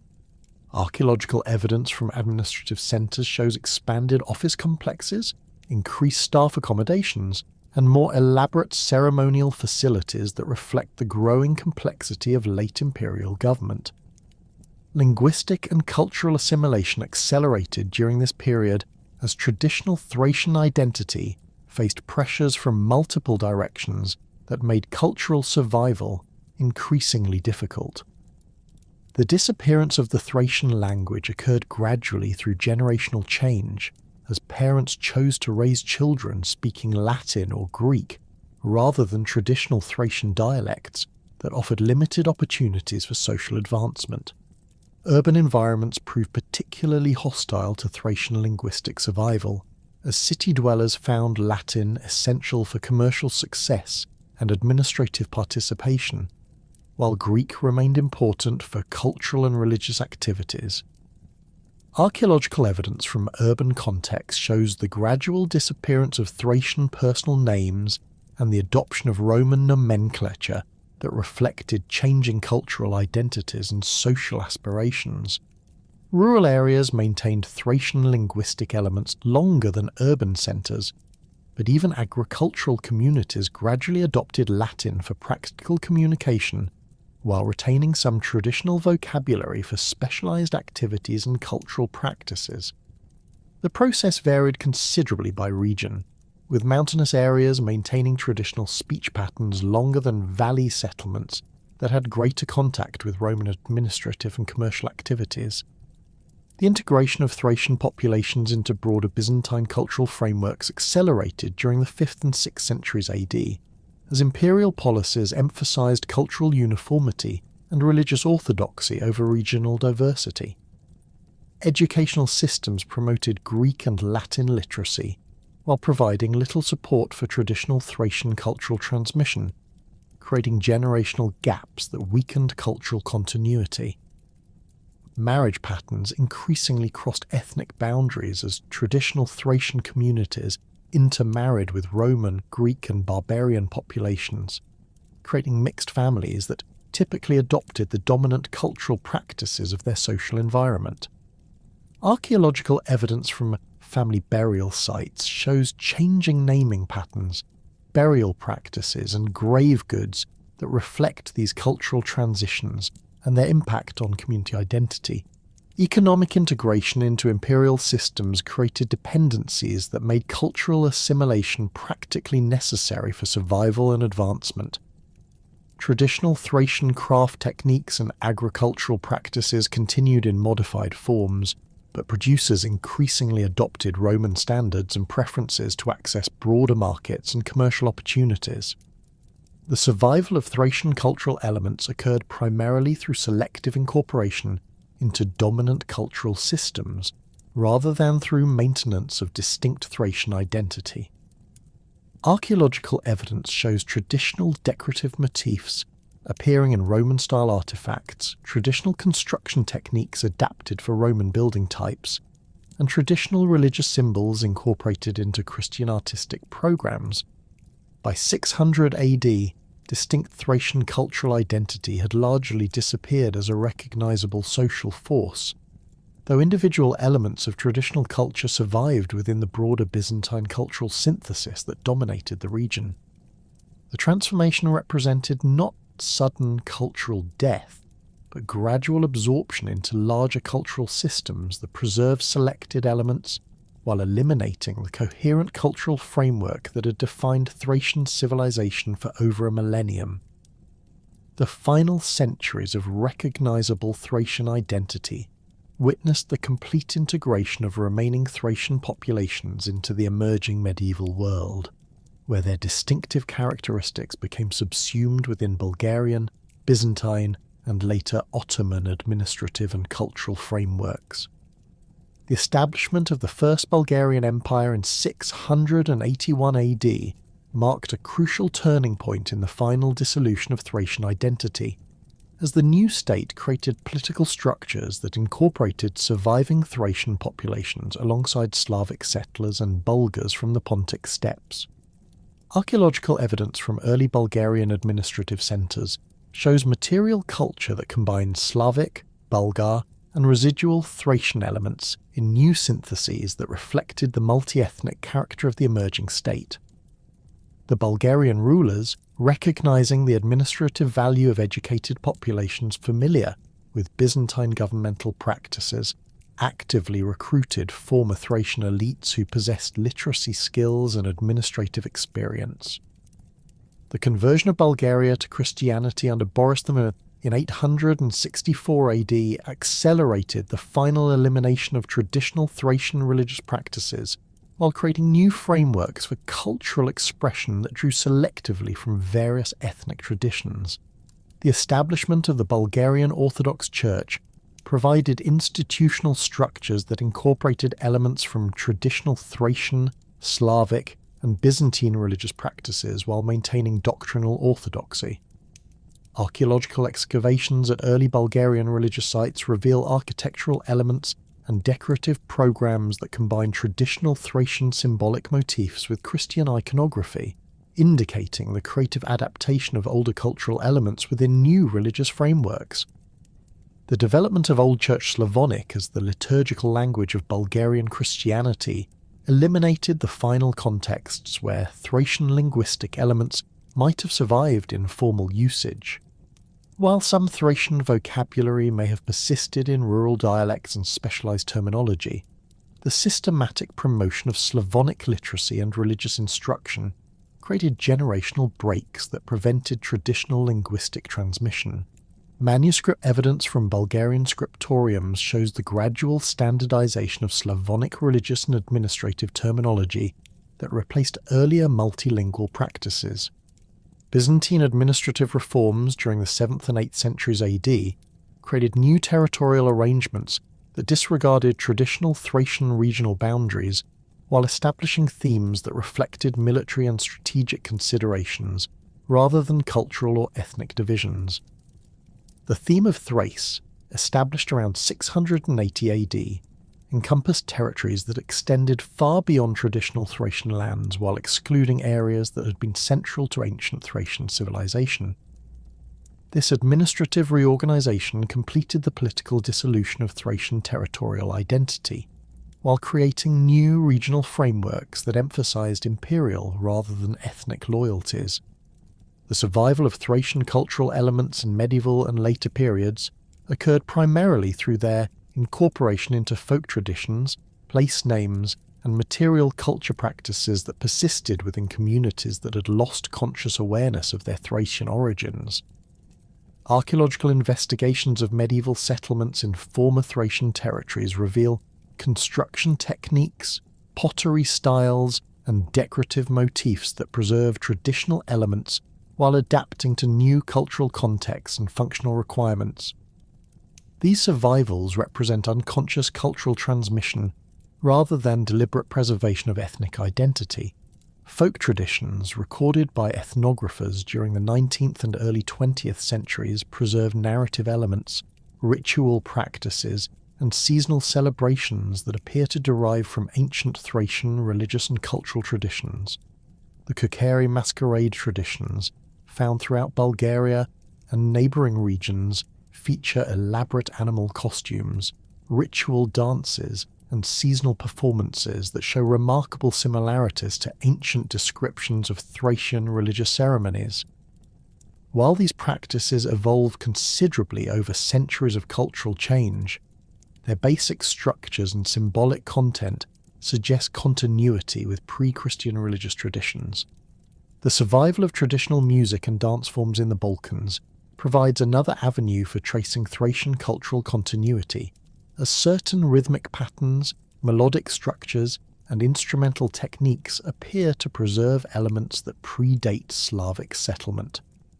Ethnomusicological analysis of traditional Balkan music reveals complex rhythmic patterns and modal structures that differ significantly from typical Slavic musical traditions, while showing similarities to musical elements described in ancient sources discussing Thracian cultural practices.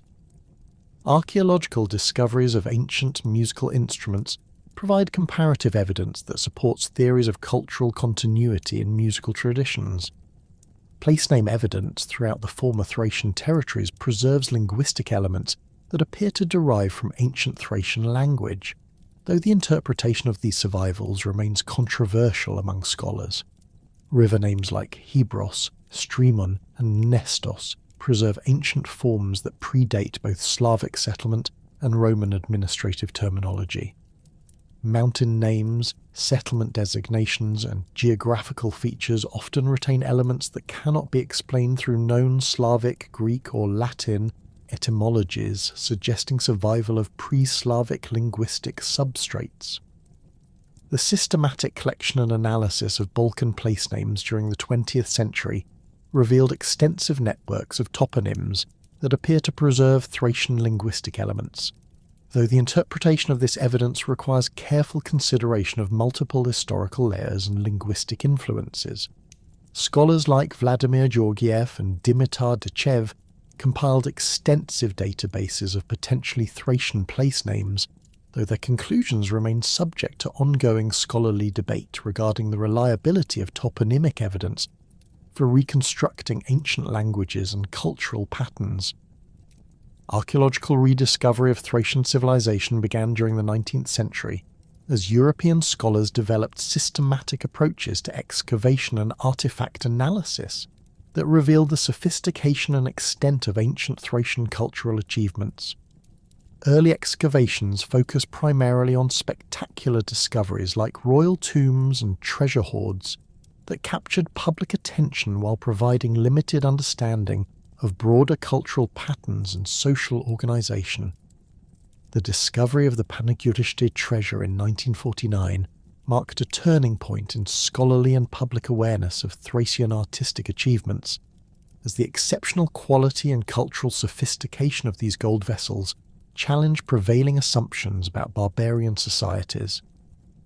The development of modern archaeological techniques during the mid-20th century enabled more systematic investigation of Thracian sites, revealing complex urban centres, religious sanctuaries, and settlement networks that demonstrated the organisational sophistication of Thracian civilization. Excavations at sites like Southopolis, conducted under the direction of Dimitar Agraire and other Bulgarian archaeologists, revealed planned urban layouts, sophisticated water management systems, and public buildings that rivaled contemporary Greek and Roman civic architecture. These discoveries fundamentally altered scholarly understanding of Thracian political and social organisation, while providing evidence for cultural achievements that had been largely forgotten in historical sources. The investigation of Thracian religious sites during the late 20th century revealed the complexity and sophistication of Thracian spiritual traditions, challenging earlier assumptions about primitive barbarian beliefs. Excavations at Perikon, led by Nikolai Ovcharov beginning in 2000, uncovered extensive rock-cut sanctuaries, astronomical observation facilities, and ritual complexes that demonstrated sophisticated understanding of religious architecture and ceremonial organisation. The discovery of wine cellars, ceremonial vessels, and ritual equipment provided direct evidence for religious practices that had previously been known only through fragmentary literary references. The Sterosol complex, excavated beginning in 2005, revealed the largest Thracian temple complex yet discovered, featuring multiple building phases spanning several centuries and architectural sophistication that rivals major Greek and Roman religious sites. The complex includes underground chambers, elaborate drainage systems, and precisely oriented ceremonial spaces that demonstrate advanced engineering capabilities and sophisticated understanding of religious architecture. Carbon dating and stratigraphic analysis indicate continuous use from the 5th century BC through the Roman period, showing the persistence of Thracian religious traditions despite political changes. Underwater archaeology in the Black Sea has revealed Thracian coastal settlements and harbour installations that provide new insights into maritime activities and trade relationships. The discovery of ancient shipwrecks containing Thracian pottery, metalwork, and other artefacts demonstrates the extent of Thracian participation in Mediterranean commerce, while revealing technological capabilities in shipbuilding and navigation. These underwater sites preserve organic materials and artefact assemblages that rarely survive in terrestrial archaeological contexts, providing unique insights into daily life and economic activities. The application of scientific analysis techniques to Thracian artifacts has revolutionized understanding of technological capabilities and cultural relationships. Metallurgical analysis of Thracian goldwork reveals sophisticated alloy compositions, advanced manufacturing techniques, and quality control measures that demonstrate highly developed craft specialization. X-ray fluorescence spectroscopy and neutron activation analysis of pottery assemblages revealed trade networks, production centres, and cultural exchange patterns that were previously undetectable through traditional archaeological methods. DNA analysis of human remains from Thracian burial sites provides direct evidence for population movements, cultural relationships, and demographic changes that supplement archaeological and historical evidence. Recent studies of ancient DNA from Thracian cemeteries reveal complex population structures that include both local continuity and substantial migration from various sources. These genetic studies confirm the multi-ethnic character of Thracian society while providing evidence for specific population movements and cultural interactions that shaped regional development. Isotope analysis of human and animal remains provides insights into diet, mobility patterns, and environmental conditions that affected Thracian populations.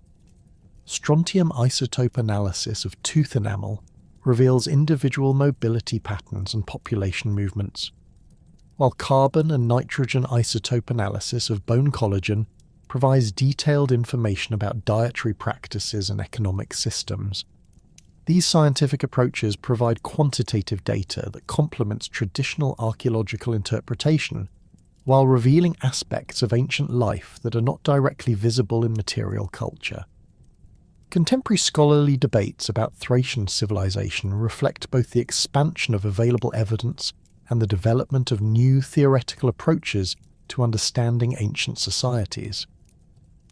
The question of Thracian ethnogenesis remains contentious, with scholars proposing various models for the formation of Thracian cultural identity from indigenous Balkan populations, Indo-European migrations, and cultural synthesis processes. Recent archaeological evidence supports complex models that emphasize gradual cultural formation rather than simple migration or conquest scenarios.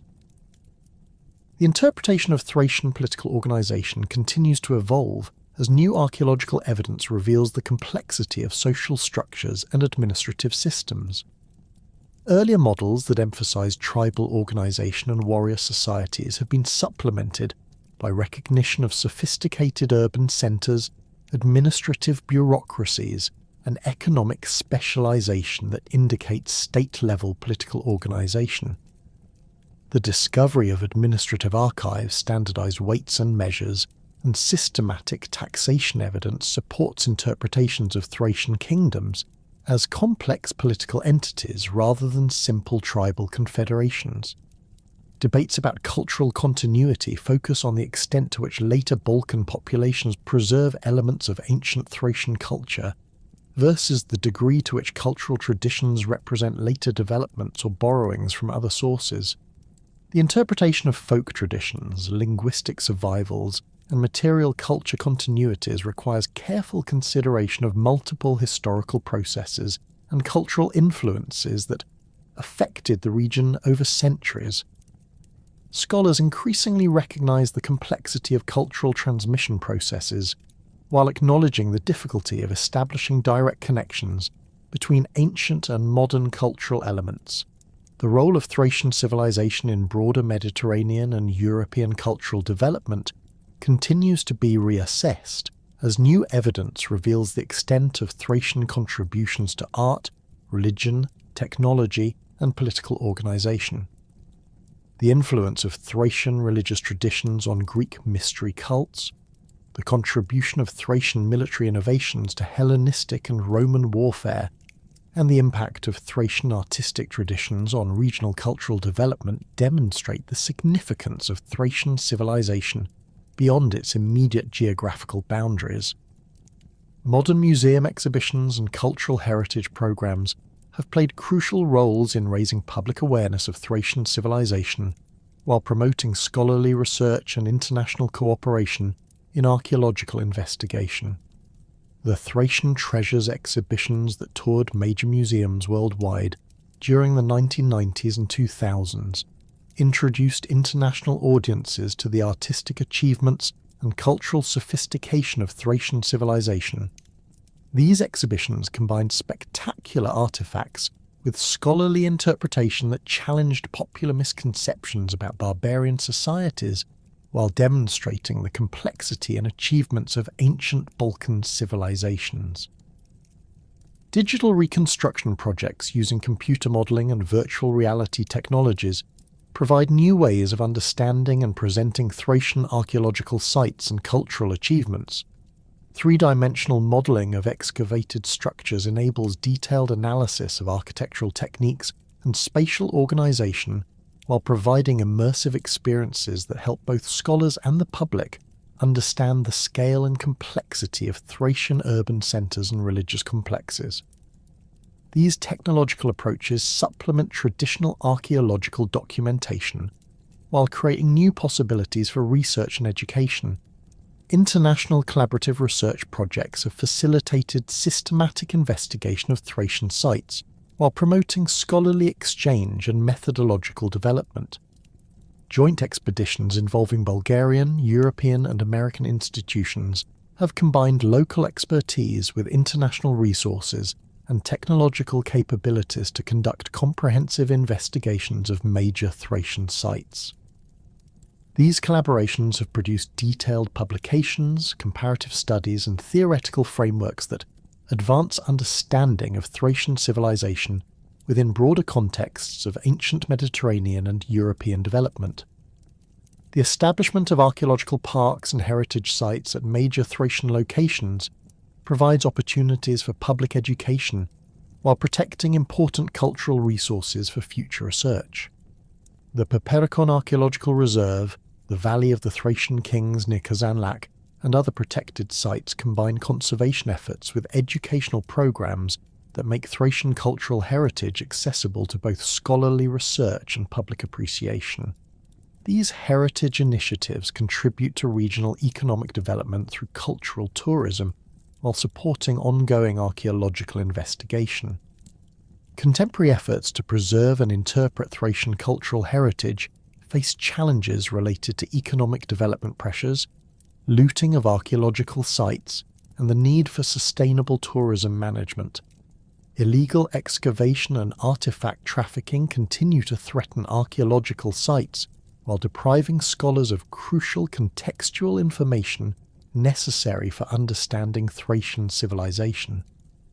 International cooperation in combating archaeological crime and supporting legitimate research represents an ongoing challenge that requires coordination between academic institutions, government agencies, and international organizations.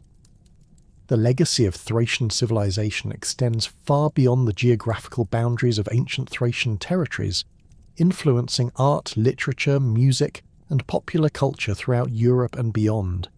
Modern artistic interpretations of Thracian themes, literary works inspired by Thracian mythology and history, and musical compositions based on traditional Balkan elements demonstrate the continuing cultural relevance of Thracian heritage. These contemporary cultural expressions create new contexts for understanding and appreciating ancient Thracian achievements, while contributing to ongoing cultural development in the region. Educational programs in schools and universities increasingly incorporate Thracian history and culture into curricula that emphasize the diversity and complexity of ancient European civilizations. These educational initiatives help counter oversimplified narratives about European cultural development while promoting appreciation for the contributions of various ancient peoples to contemporary European identity. The integration of Thracian studies into broader educational frameworks represents recognition of the significance of this civilization for understanding European cultural heritage. The story of the Thracians, from their emergence in the Bronze Age through their gradual absorption into medieval European civilization, represents one of the most complex and fascinating chapters in ancient European history. Their achievements in art, religion, military organization, and political development contributed significantly to the cultural development of southeastern Europe, while influencing broader Mediterranean civilization through centuries of interaction and exchange. While distinct Thracian identity disappeared over a millennium ago, the rediscovery of their civilization through modern archaeology continues to reveal new aspects of their remarkable cultural achievements and their lasting contributions to European heritage. The ongoing investigation of Thracian sites and the continuing analysis of their cultural legacy ensure that this ancient civilization will continue to enrich our understanding of European cultural development for generations to come.